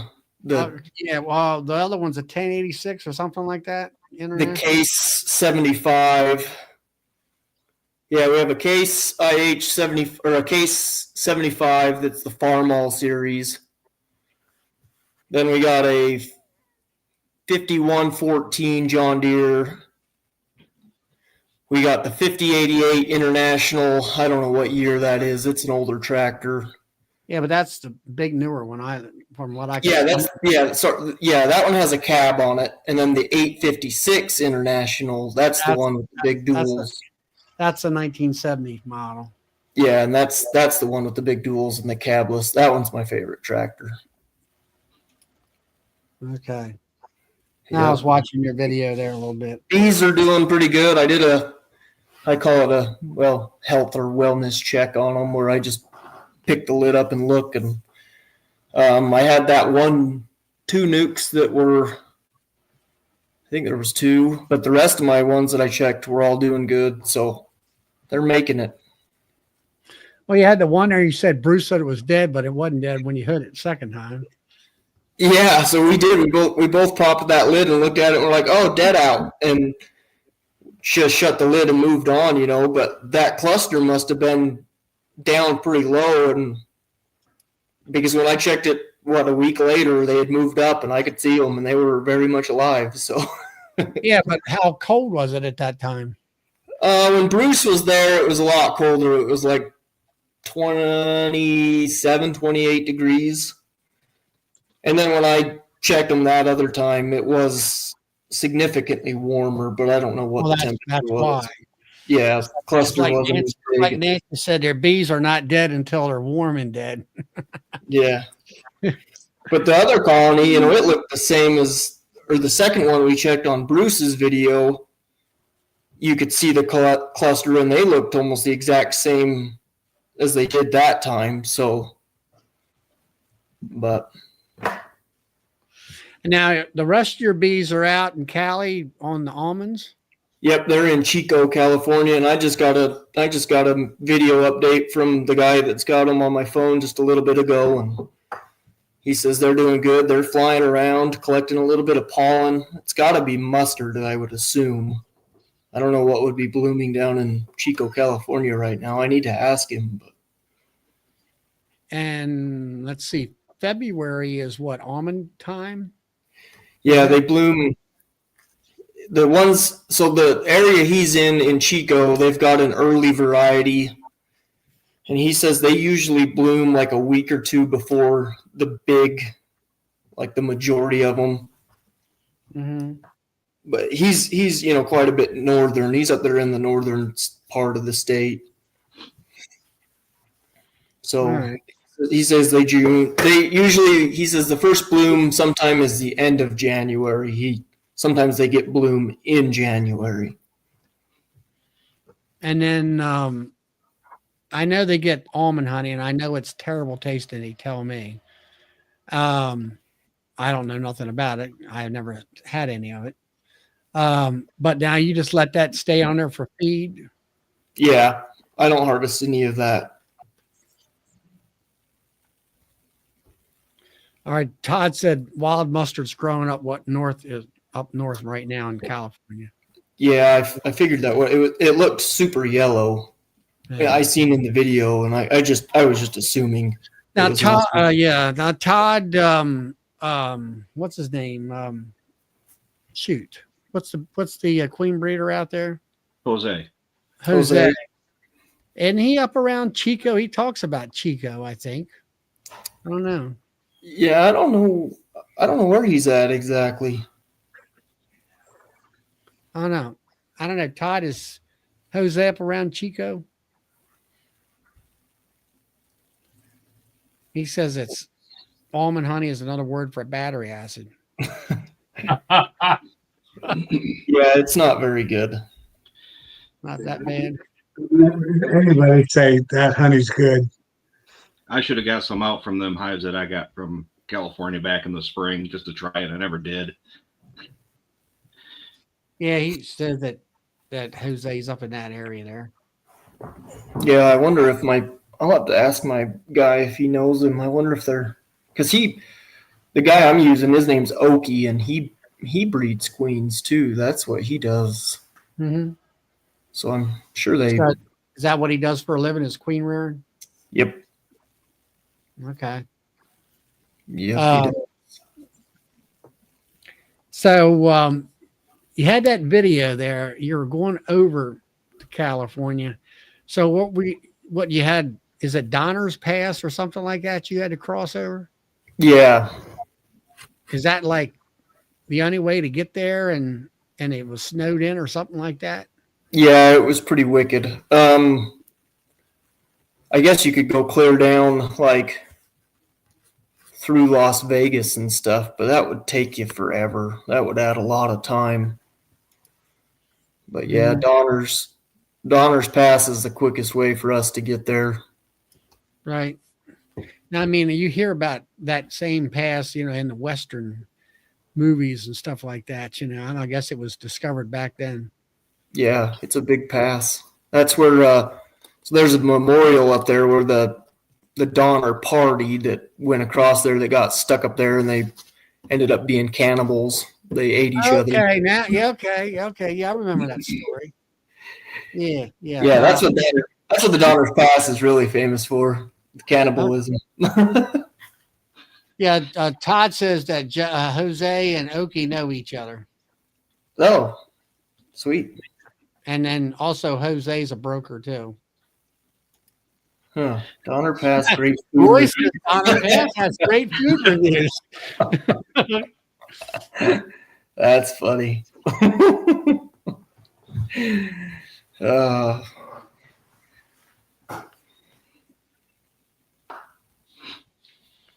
I guess it's about like PETA, people who eat tasty adults.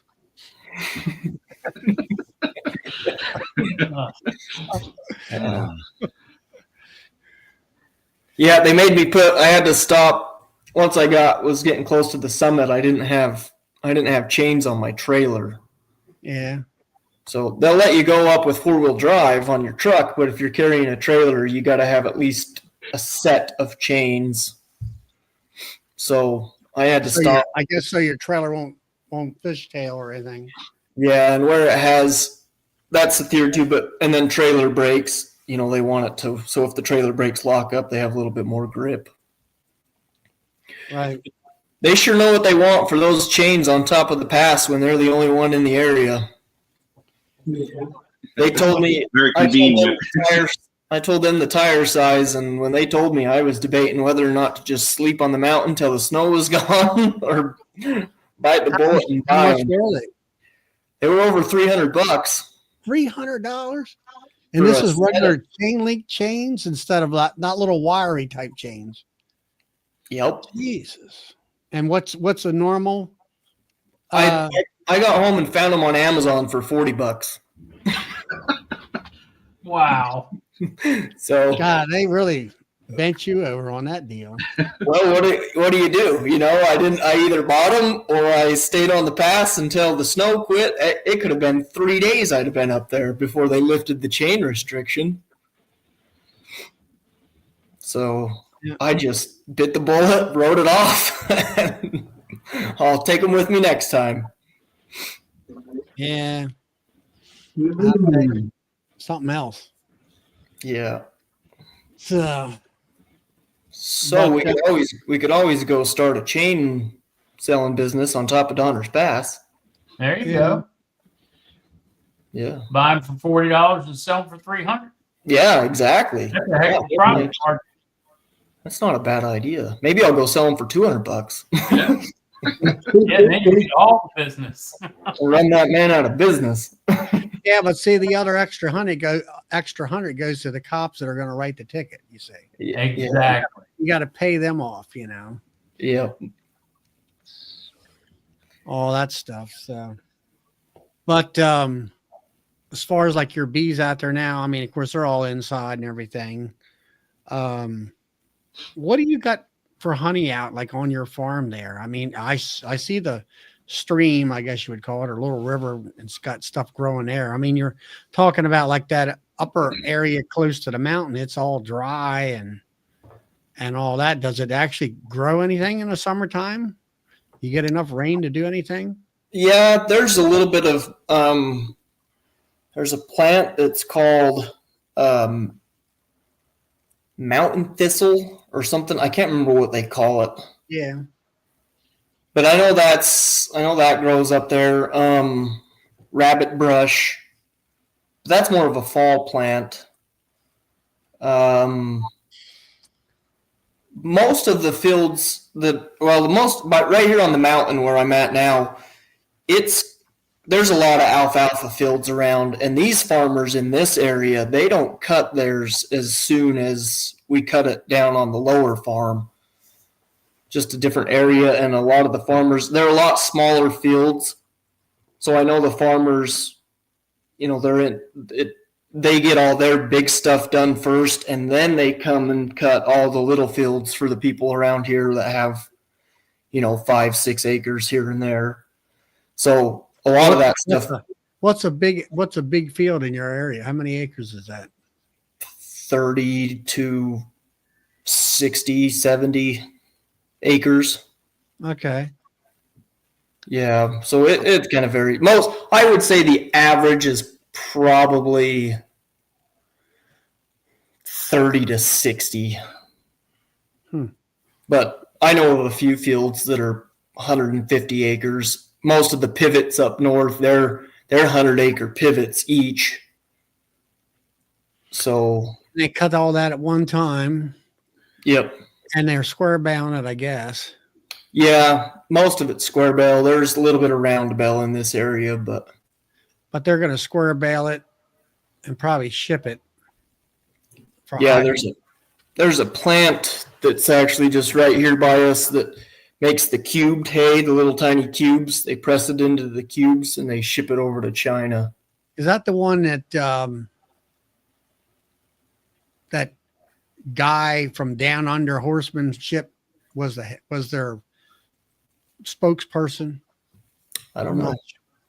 there was a friend of mine's daughter. She's got some ag sales and whatever, and she's on the board of directors out there. And they got this company's got like 20 balers, 20 hay binds, 20 everything, you know, and they go in like a army and just do it. Now, And then they have a factory, like you say, where they're making rabbit hay and, you know, where they're picking out all the darn bad brown stuff out. People do that all day long.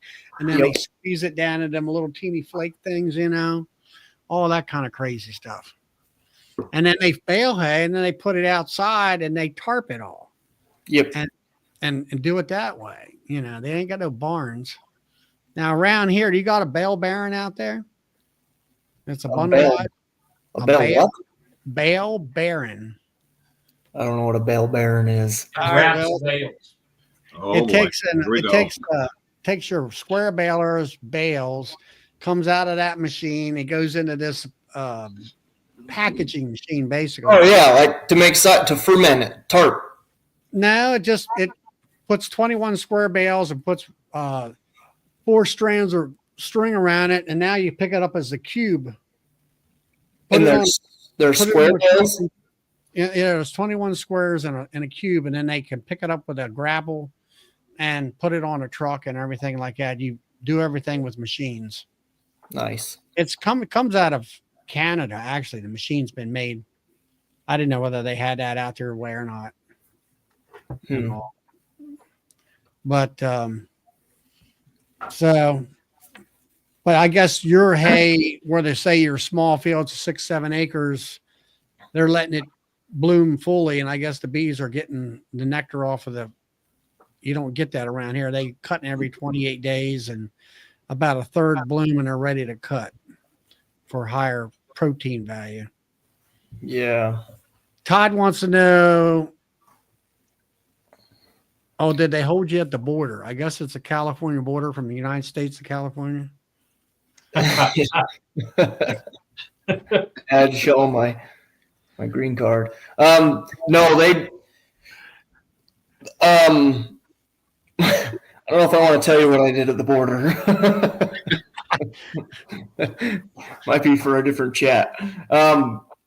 No, when I went through, they were directing the traffic, you know, agriculture trucks this way for the bee inspection.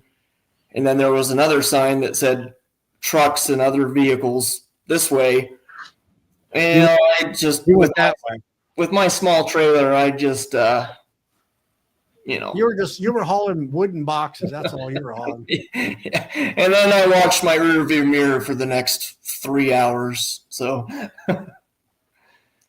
but yeah, I did clean my pallets, and I did make sure everything was, because I know if your pallets look really dirty, if they stop you and inspect you, that doesn't help. So yeah, they want to wash you and all that stuff.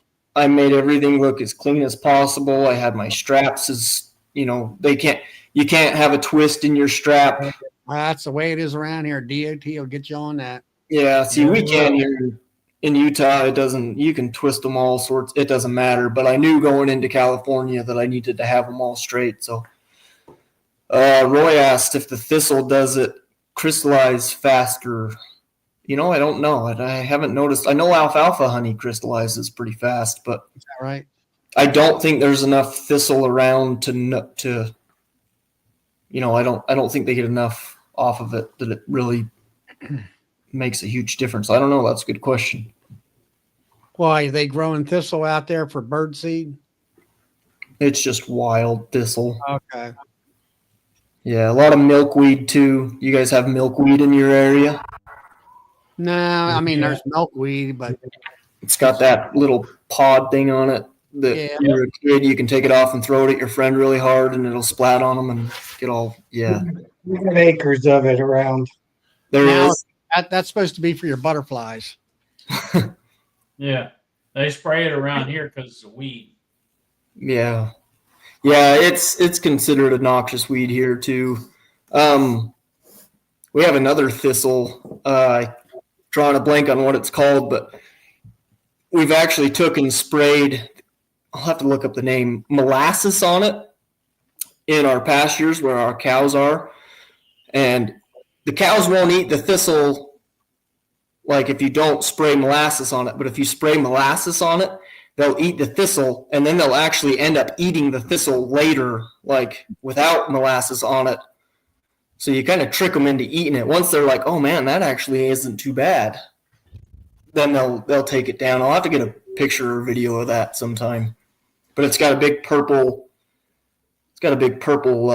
flower on it. It's green.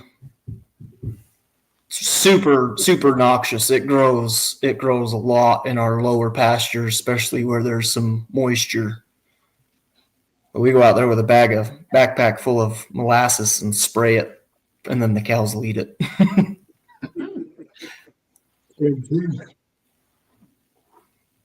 Nancy, where are you located? I haven't spoke to you. Yeah, I'm north of Philadelphia, Oh, actually, in a rural area. I just saw the first video of yours. It was Bruce did a video. It's the first that I knew of you. So oh yeah. you're new to me too. Yeah. Cool. But I'm a hobby / sideliner. I run like 30 hives, 40 hives over here. Enough to keep you busy, that's for sure. So Bracken, Yeah. is that wood shop your dad's or yours? It's my father's. You got some nice machinery there. Yeah, he's quite the woodworker. He's the jack of all trades. What was that? He's a dedicated specialist. Yep. Sounds nicer. Yeah, Versus jack of all trades. jack of all trades. Yeah, we've had quite the week this week. We've had 2 of our best dogs die. My grandma died. Something's in the water in Utah over here. It's been. Sorry to hear about this, Grandma. It's okay. She was 95. She lived a good life. She was a good woman, but Yeah. yep. My dad goes in that woodshed, and he just, when there's not farming to do, that's, if you can't find dad, he's in the woodshed. So Well, now I seen the video where you're walking around this really nice looking house. Now, is that your father's house or the house that you live in? what? It's got Is it a house wall to the left with a nice big cement driveway and a wall and landscaping and stuff. I think it is. That's probably my father-in-law's here. So we're staying at the in-laws right now while we build our house. He's got a pretty nice place here. So I see something off the distance. What's it making smoke or steam over there in the city or something? yeah, that's Procter and Gamble. Hmm. Yeah. Are you now? Is your farm close to Salt Lake City, or is that Salt Lake City in the distance or not? No, you can't see Salt Lake from mine. We're an hour and a half north of Salt Lake. So, yep. Did you what were you planting? I think was it wheat here a month or so ago? Or hay? Yeah, we planted some certified wheat in the field that my house is going in. And then the other field, it's a 3-way. It's got triticale, soft white wheat, and barley. But we cut that before it heads out and we'll either chop it or bale it and feed it for feed. Yeah, like Critical or whatever. Yeah, triticale. I've heard it said so many different ways. I'm not real familiar. I'm sure Bill is, but I'm not. Yeah. Do you I guys? thought you started into beekeeping. In Utah. So back in like 2012, 2013, my my father and I decided we needed some bees on the farm because, you know, you have bees on the farm. You know, it's just one of those things. But we didn't know what we were doing. Typical beginners. Got the bees, dumped them in there, got some honey off of them. They actually lasted a couple of years before they died. And then he realized they were pretty expensive and didn't want to buy any more. So we took a break, and I financially couldn't keep going, you know, with it because I was younger. And then I quit drinking alcohol, and I needed a new hobby. So I started beekeeping, and that's what got me into it. And sometimes I think from a financial point of view, my wife would wish that I still drink alcohol, but So basically you got stung sober. yeah, pretty much. Wow. That's it. That's really what it is, though. I started doing it when I was trying to quit drinking. I was going through some pretty rough stuff, and I decided that, you know, I wanted to try bees again, and I think I got 4 the first time after we had them, you know, from the past. And I really, before I bought them though, I really decided I was going to do it, and I was going to do it good. So I got books and I read and I was watching, you know, I did my research before I purchased them because Educated yourself. Yeah. And I was hooked before I even got the first ones back, you know, just reading the books and doing the, you know, information on it. I was hooked. But I have a very addictive personality, and I get, if I find something I like, I can get pretty swept away, and I just jumped into bees, and I hear that. away I went. So now here you are, and now you got a whole new support group and community to hang out with. Yeah, quite different. That's you. If I'm not here on Friday night, I'm usually at an AA meeting. So yeah, it's you guys are a little bit more entertaining. Well, I don't know. AA meetings can be pretty entertaining. Beekeepers Anonymous. There's some pretty good stories. I shouldn't laugh like that, but Well, but that's my beekeeping, and then it's kind of been my thing, you know, that we run about 100 acres of land, a little over, and I got, you know, tractor and stuff to do it. So I thought, man, this is a good little thing for me to do. You know, it's my hobby. It's my escape. The farm is too, but it's, you know, that's still my dad's, and he still has a lot of makes the big decisions. And with the bees, When you walk up on that field where you can look down, that's a heck of a view. what was that? When you walk up that field that's up higher towards the mountain and look back, that's a heck of a view. Yeah, beautiful. Yep, it is. well, I mean, I know that I'll be in my bees. I had a guy out the road here that he wouldn't come down to beat because he was scared, you know, the row of bees. But anyway, he was yelling at me to try to get my attention. And I seen him like the next day or so. He said, "Did you hear me?" I said, "I tried to get a hold of you." I says, "When?"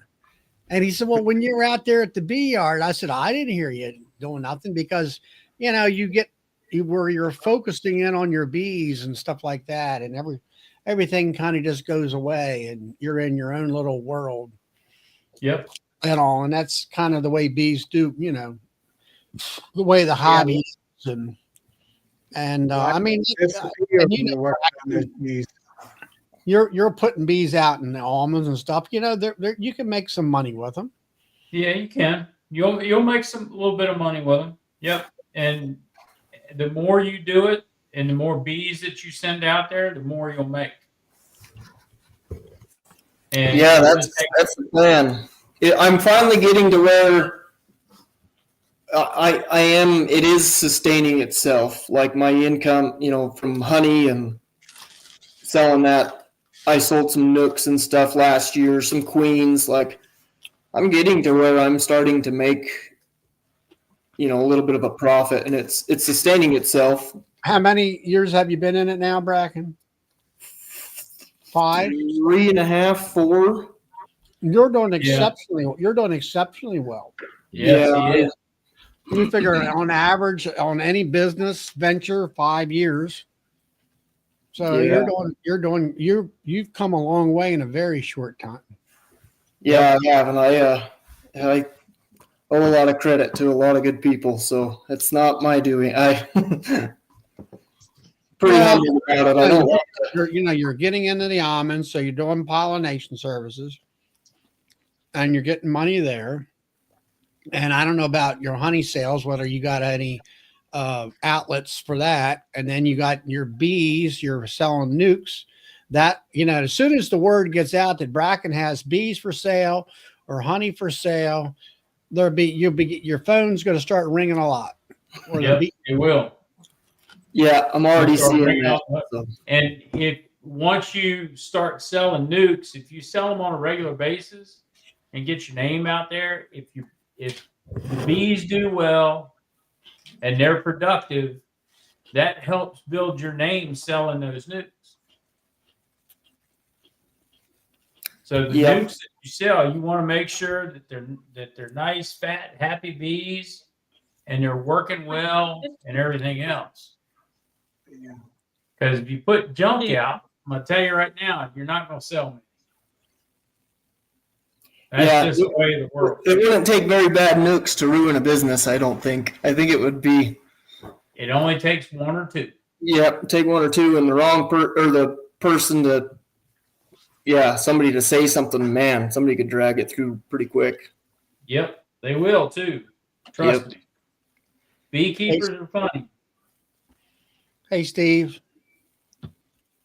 Yeah, and then like Matt there, I thought I like his. He can relate. That bees are soothing and healing, and he has his own demons, as he says. That bees help me escape all that kind of stuff. Yeah, they do. then, There's something about it's like Matt there. He's a truck driver, and with putting up with all the traffic and stuff out there driving truck today, bees can be very stress relieving in that type of a job. Yep. Yeah. Yeah, they're good bugs for sure. They're definitely more of a. Yeah, I don't know. There's something different, that's for sure. Yeah, they get you down when they die out on you sometimes, but yeah, that's a bummer. Like, yeah, but it's part of life too. Just like losing a cow or a calf. That seems. I don't know. We've lost a couple calves and stuff, and that can be tough. It's gonna be a little tougher.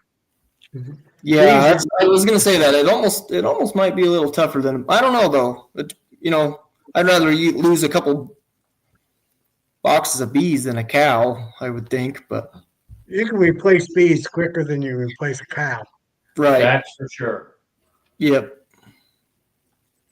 So out there, has your market price on your beef dropped any? No, if anything, it's still going up. What are y'all up to out there now? For like a nook. No, for beef. Oh, for beef. Oh, I thought you said for Prices on bees. beef. yeah, I No. thought it was bees too. Yeah. Yeah, I don't know I don't know. I haven't looked for a while. We did sell our cows last. When did we sell them? Last fall? 2 winters ago? So I haven't really checked since then, but we did pretty good. I know when we sold them, we did pretty good. I can't remember how much it was per pound. So feeder cattle market around here is starting to drop. Really? It's down to 195.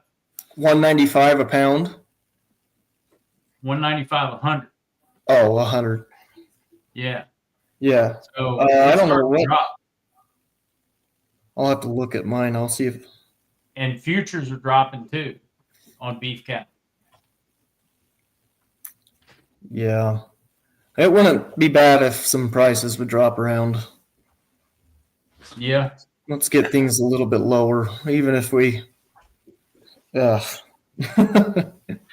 do you guys pay for fuel out there on that side? What's your diesel Depends on cost? where I get it. Depends on where I get it. I paid here recently as low as $2.75 a gallon. For diesel or for? Yep, for diesel. Two what? I paid as much as in the past 4 months. I paid as much as $3.50. As much? That's the most you paid was $3.50 in the past 6 months. Yeah. Oh man! There for a while, it was almost $4 a gallon. Okay. Yeah, ours is slowly starting to come down a little bit too, but it's still above $3 for diesel. Yeah, and that's over the road diesel. Yeah. Off-road diesel is a little cheaper. It's like $2.89 a gallon. Yeah, it's significantly cheaper here too. Yeah. If you can run it in your truck without getting dipped. Don't get caught running it with that. You might get dipped. Nope. Never done it. We don't need to worry about that. Yeah. Yeah, if you get dipped, that's a hefty fine. If you're you'd be better off just buying green fuel. Yep. Pay the fine and go on down the road. Yeah. Yeah, how much is fuel, Todd? Last time he showed me a picture out in California, it was about $6 a gallon for gas. So Yeah, when I went down there to the almonds, I made sure I didn't fill up in California. I ran my tank. I stretched my tank till I got back into Nevada. Yeah. Fuel in California is expensive. Yeah, it was. Hey, Robert. Hey, Charlie. I came on just for a few minutes to show you. Getting ready to put the boiler away for probably most of the season. Well, I shouldn't say that. I still have 20 buckets or 24 buckets to bucket or to bottle. But I was going to show you how this machine works if you guys want to see that. Sure. Yeah, sure. I know there's been discussions around different people like different types of bottlers, and so you can see this one in action, see if it works for you. That's a piston job, I think. Yeah, give me just 2 seconds. Hey guys, I'm gonna hop off. All right, Mount. Yeah, Tom, I'm gonna bye. hop off the stream too, but I'll stay on the other side. Well, See you guys tomorrow. I might be shutting down pretty soon. Yeah, I gotta get up early. All right. Catch you later, Tom. All right, go See ya. ahead, Robert. All right, I think you got most of the focus there. I can't really tell on my end. Yeah, you're good. Yeah, you're We don't good. see it all. Let me take this down just a touch. Maybe that'll Yeah, help. right there. Okay. So I've already put in well, let's take some more, take about 3 more gallons. So I'm gonna take the phone for a second here and I'm gonna walk with you and I'll show you what I've got going on here. So I've got the bucket here with the, I don't know if I can see it or not because I'm behind the phone. Yeah, I see it. Okay, so I've got the line going in the bucket there and the Hilco pump. And with this, all you do is turn the little knob there, turns it on. And then I've got it all the way down low. So you can see it's starting to come. Mm-hmm. Is it pulling it up out of that 5-gallon bucket? Yep. I don't see that. Oh, there it comes. There it comes. Yep.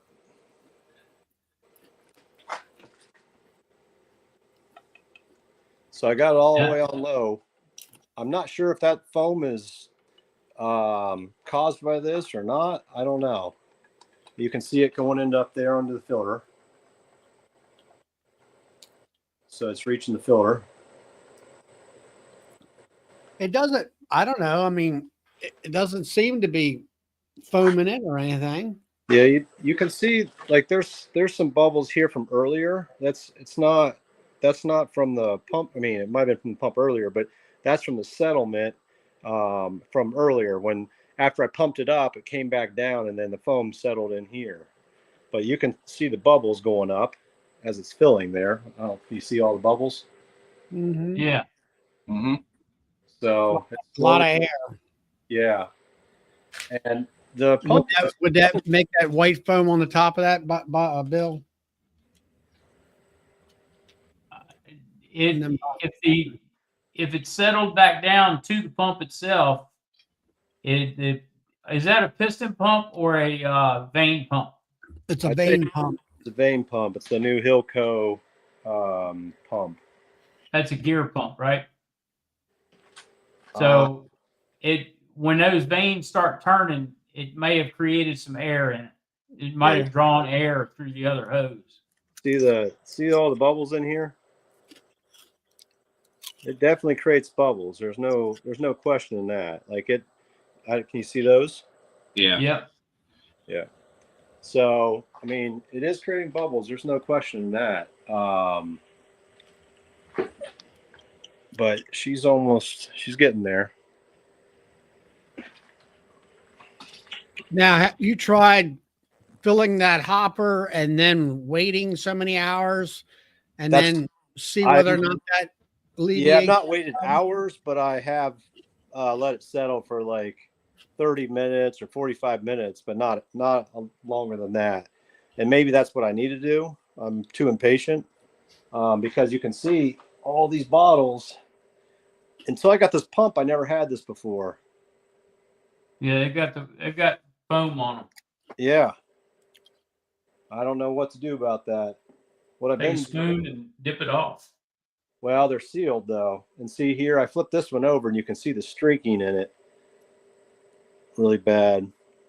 That's going to stick to the wall of the bottle. The foam's going to. So I don't know. I haven't figured out what to do about it yet. Slap a sticker on there and sell it. It'll be all right. But yeah, like I said, I don't know if I should be filling it faster or slower. But in general, like if you look at the honey itself, I don't know if you can see it right there. There's no bubbles in it on the surface, but obviously there's bubbles under the surface because it's getting a head on it. Obviously, I mean, it's in all the bottles. I'll have to ask my friend Lloyd. He's got something similar to that. But the difference of what he has, he's not taking it from a 5-gallon bucket. He's taking it from a heating tank. Right. You know, he's got basically like a water jacketed bottling tank, like I have. Well, these buckets just came out of the warming cabinet just now. Okay. Yeah, they're They're warm. And I have the thermostat turned up to 80 degrees in here. So between the we're about there. It's about 7. What's the temperature in your warming cabinet? It's 104 right now. So that bucket's almost gone. It's taken almost that whole bucket. Oh, I don't know if I showed that or not. Can't see where I'm looking, so I apologize. But you can see it took pretty much that whole bucket. So what did you do? Dump that bucket into a bucket? No, that's the previous bucket. Okay. Have the last bucket drain it off. Looked like there was a lot of foam in that bucket. In this bucket? Mm-hmm. Yeah, they're right. There is some foam down there. Yeah. You're not wrong. Because it looks like there's foam on top of the bottling right there in the filter. Yeah. Well, there's bubbles. There's bubbles in this area, but there is some foam right there that you can see at the end of the pipe where it's coming out of the pipe. Yep. There's some foam right there. So yeah, I'm not sure the solution, but if you look at the honey though, the honey looks perfectly clear, but obviously there's bubbles in it. Yeah, I can actually see the bubbles now. Underneath the surface. I don't know if you can see, but look right along there, you can see bubbles all through there. So yeah, Todd thinks the filler is putting too much air into the honey. Are you talking about the pump, Todd? See, that's like when I dump, let's say 100 pounds of honey into my bottling tank. I make sure that all my bottling is done first. And then I let it sit there for a day or two. and let it warm and let all that air rise to the top. I'm gonna switch the camera to the back here so I can put it on the tripod for you. I think it's the gear pump is what's doing it, because I've got that speed fill from Hilco. It's got the same type of gear pump on it, and when I'm bottling, it'll create a little bit of foam also. There it is. Okay, we're almost there. I hit back camera, but it didn't turn on in the display. Now see there, like Roy says, he uses the Hilco pump to pull from a 55-gallon drum to the bottling tank. Then he lets it warm and settle for a couple days before bottling. And that's the same thing I do, only I pour my buckets into the bottling tank. Yeah. Okay, now are we back in business here? Can you see? Let me see if I can take this down here so you can see more clearly. Do you see? He says it came out of a warming cabinet. So how much that honey was? What, 95 degrees at least? Oh yeah, it's 104. All right, can you see? So where did we get this piston pump from? This is a Vibor piston pump. All right, so here we go. This is the scale here. So we're gonna, I don't know if you can see the scale in this. There we go. Okay, so we're at 0. I'll put that on there. Should be 0.8. Can you see it? You're gonna tear it? Yep. So now we're back down to 0. And then all you do, and I'm gonna hold this because it's easier. Can you see it where I'm at? Yeah. All right. So all we do is just lift this. And that's it. There's your one. This one's 1.01. But that's close as you're going to get it. Well, I can dial that down by just taking this right here and adjusting this. So I can just take this just a fraction and we can do this again. But as fast as you can push this button, can you see the bottle? Yeah.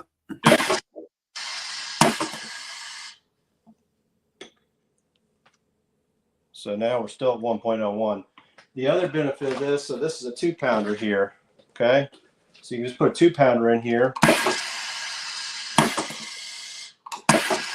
and give it 2 shots and you're done. So now it's going to be a little bit off because the bottle weighs more, right? But there's 2 pounds. So what's it weighing now? That says 205, but the bottle's heavier, so that one, you know, it would tear out. It is right, because you can tell this bottle goes to that rim right there.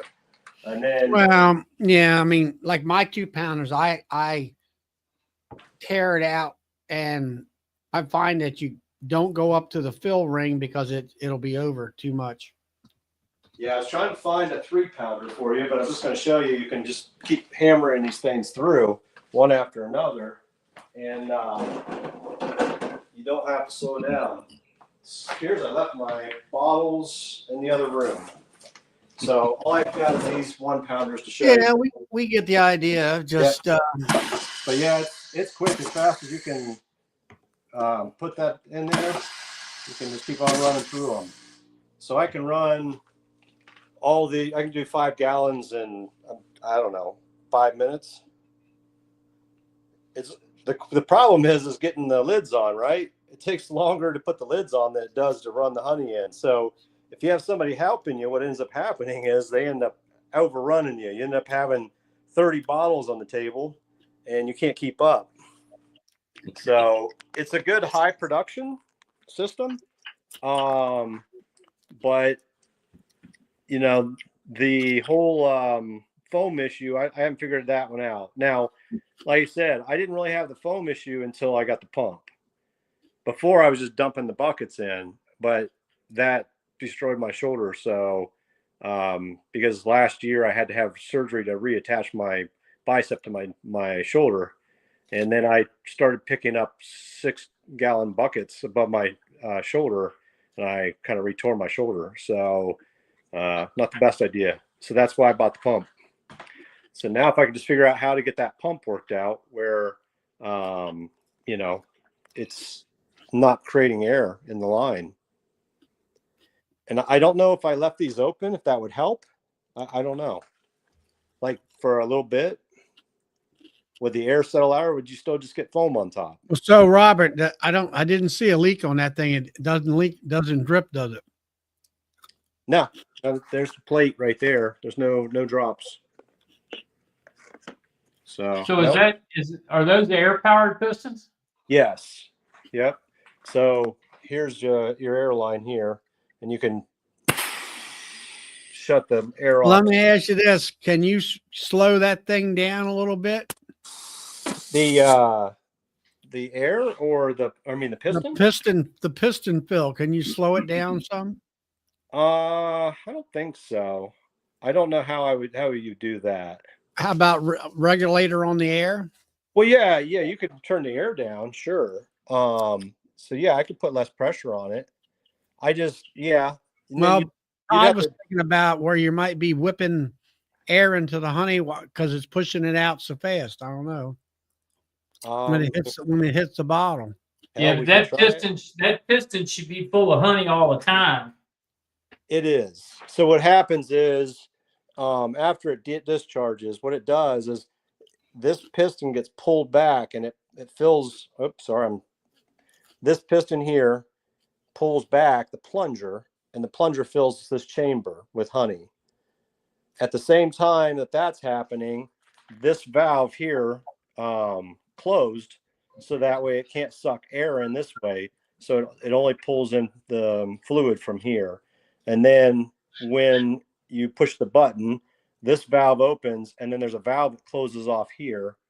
It comes up from the bottom, and it plunges up, and it plugs this hole. So then that piston drives the fluid out into the cup. Yeah, but what I'm getting at is it's pushing the honey into the bottle so fast, and you're replacing the air in the bottle with the honey. And is it to the point where it's mixing the air in the bottle with the honey? Well, let's give it a go. Let's find out. So right now we're setting, because there's a range it's recommended. So right now it's setting at 70 psi, which is actually high. It's supposed to be at 60 psi. Let's see if I can turn that bad boy down. Should be able to. You're going to have to unhook the air and then rehook it. Yeah. Well, it's not turning. What's that red ring? Is that a lock ring? Yeah, I loosened it though, so it's not. There you go. No, I already did that when we first started. No, it's not moving. It says plus minus right there. There it is. Now we're cooking. All right. Let me see which way I'm going with this. I think I loosened it.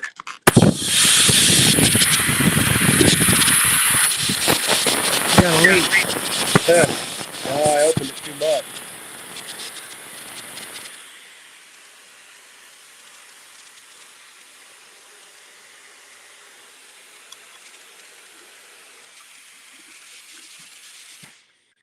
Well, I'm not sure. It doesn't really like that.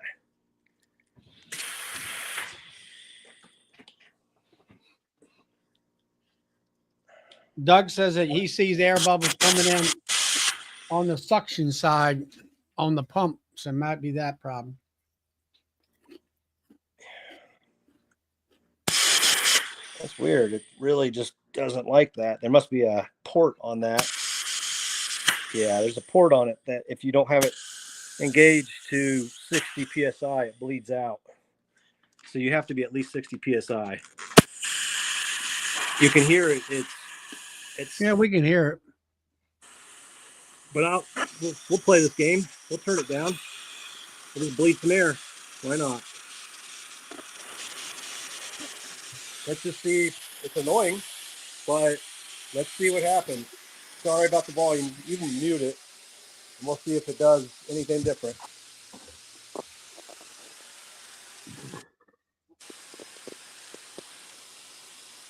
All right. I don't know how I'm going to do this with one hand here.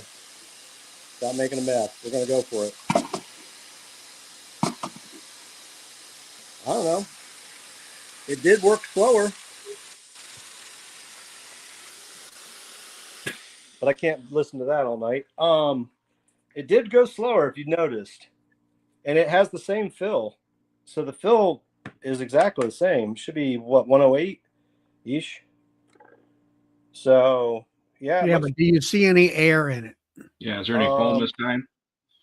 yeah. So it weighs the same. So Yeah, but do you see the air, the bubbles? I don't know. Well, yeah. Look, it's all through there. Now that I look at it, I don't know if you see it. It's all cloudy. Yeah, it looks like it's crystallized almost. Yeah, it does. It's real cloudy. I don't know why, because I don't think the other ones look like that. Maybe they do. Well, yeah, they do. When you hold them up to the light. Sorry about the camera, guys. I can't really see my end, but they see all the air in there. Yep. Huh. Maybe I'll have to wait till tomorrow and see if it fixes it before I bottle these, because I don't need that in all my honey. Interesting. But yeah, you can see it all through. You can see it all through the honey there. See it down in Yeah, there? it looks like it's getting closer to the surface. And if it does come to the surface and it's foam, I would just take a spoon and just dip it off all the way around. Yeah. Like I said, I didn't have this problem until I introduced the pump, because I've been doing this for 2 years like this and never had a problem. But Well, I'd say your pump is injecting air into your honey flow. yeah. See how you got those bubbles going back the other way? Yeah. Well, that's draining down into the tank over here, but yeah. Yeah, I know, but you're sucking air. Yeah. And see that big air bubble right there? You're sucking that through the pump, and that pump is churning that air bubble up. So if your source was higher than your pump, it would stay full all the time. Yeah, there you go. Yeah, that's right. It's kind of like the same principle with a fire pump. If your source is higher than your pump, you're not going to pump as much or any air through it on your pump. It's like pulling a draft with a fire pump. Yeah, and even this one here, you can see there's a lot of foam all the way up this line today. Yep. That's it. It's the veins on that pump that are doing it. Yep. Because you're breaking that air bubble up. So, yeah, that's another problem to solve, right? It's Yep. I was solving a problem by not tearing my shoulder again by using this pump. Well, now we created another problem. So, I don't know. I don't know what Well, to do. I think if you get your source higher and you keep that honey on the pump instead of having that air bubble there so it doesn't draw any air, I think you'd be better off. I think what you need to do is what Bill's saying, but you've already got a reservoir there. So you need to fill your reservoir of the machine and then let it sit for a day or two. Yeah. To get rid of your air and then go from there. Now, what you're telling me is prior to that, you filled your reservoir with the bucket by pouring it in, but you didn't have the air, correct? Right. You didn't have the foam in your bottles. Yeah. Your pump is churning up the foam. Yeah, it's churning the honey, creating it, and it's putting air in. Dean Goebel says you can possibly use a check valve. I don't know. Yeah, I'll have to figure that one out. But yeah, you can see it on all these bottles, all the foam in there. Yep. I'd have to talk to folks that's got the bottler from Hilco, whether they get any air problems with that. Well, I think most of the guys. I get foam when I have air in the lines. If I have no air in the lines coming from, I pump out of a bucket.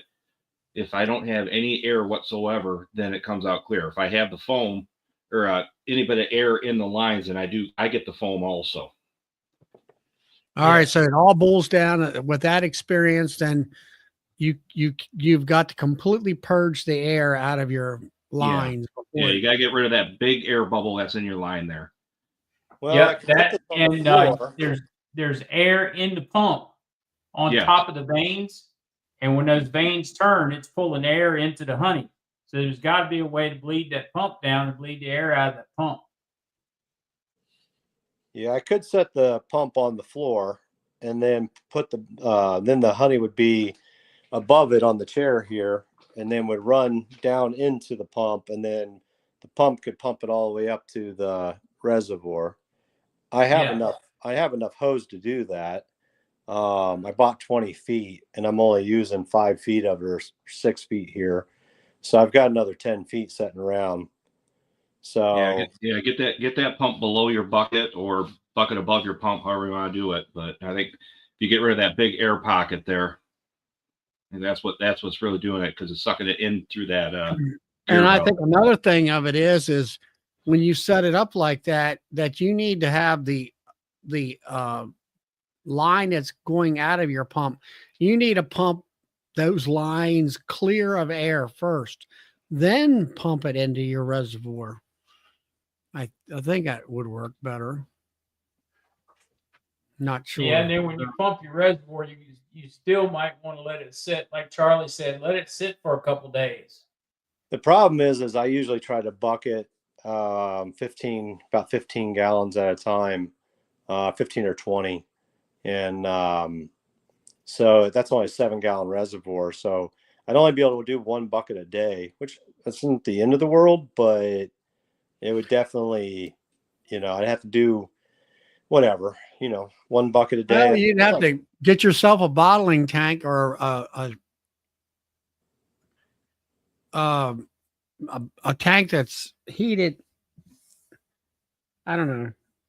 You'd have to. I would get a heated bottling tank, either a 50 or 100-gallon bottling tank, and put your honey in that bottling tank, and then let it sit, let it settle, and then connect your pump to that bottling tank with a quarter-turn valve, so you shut the tank off, and I think you'll have a lot better success.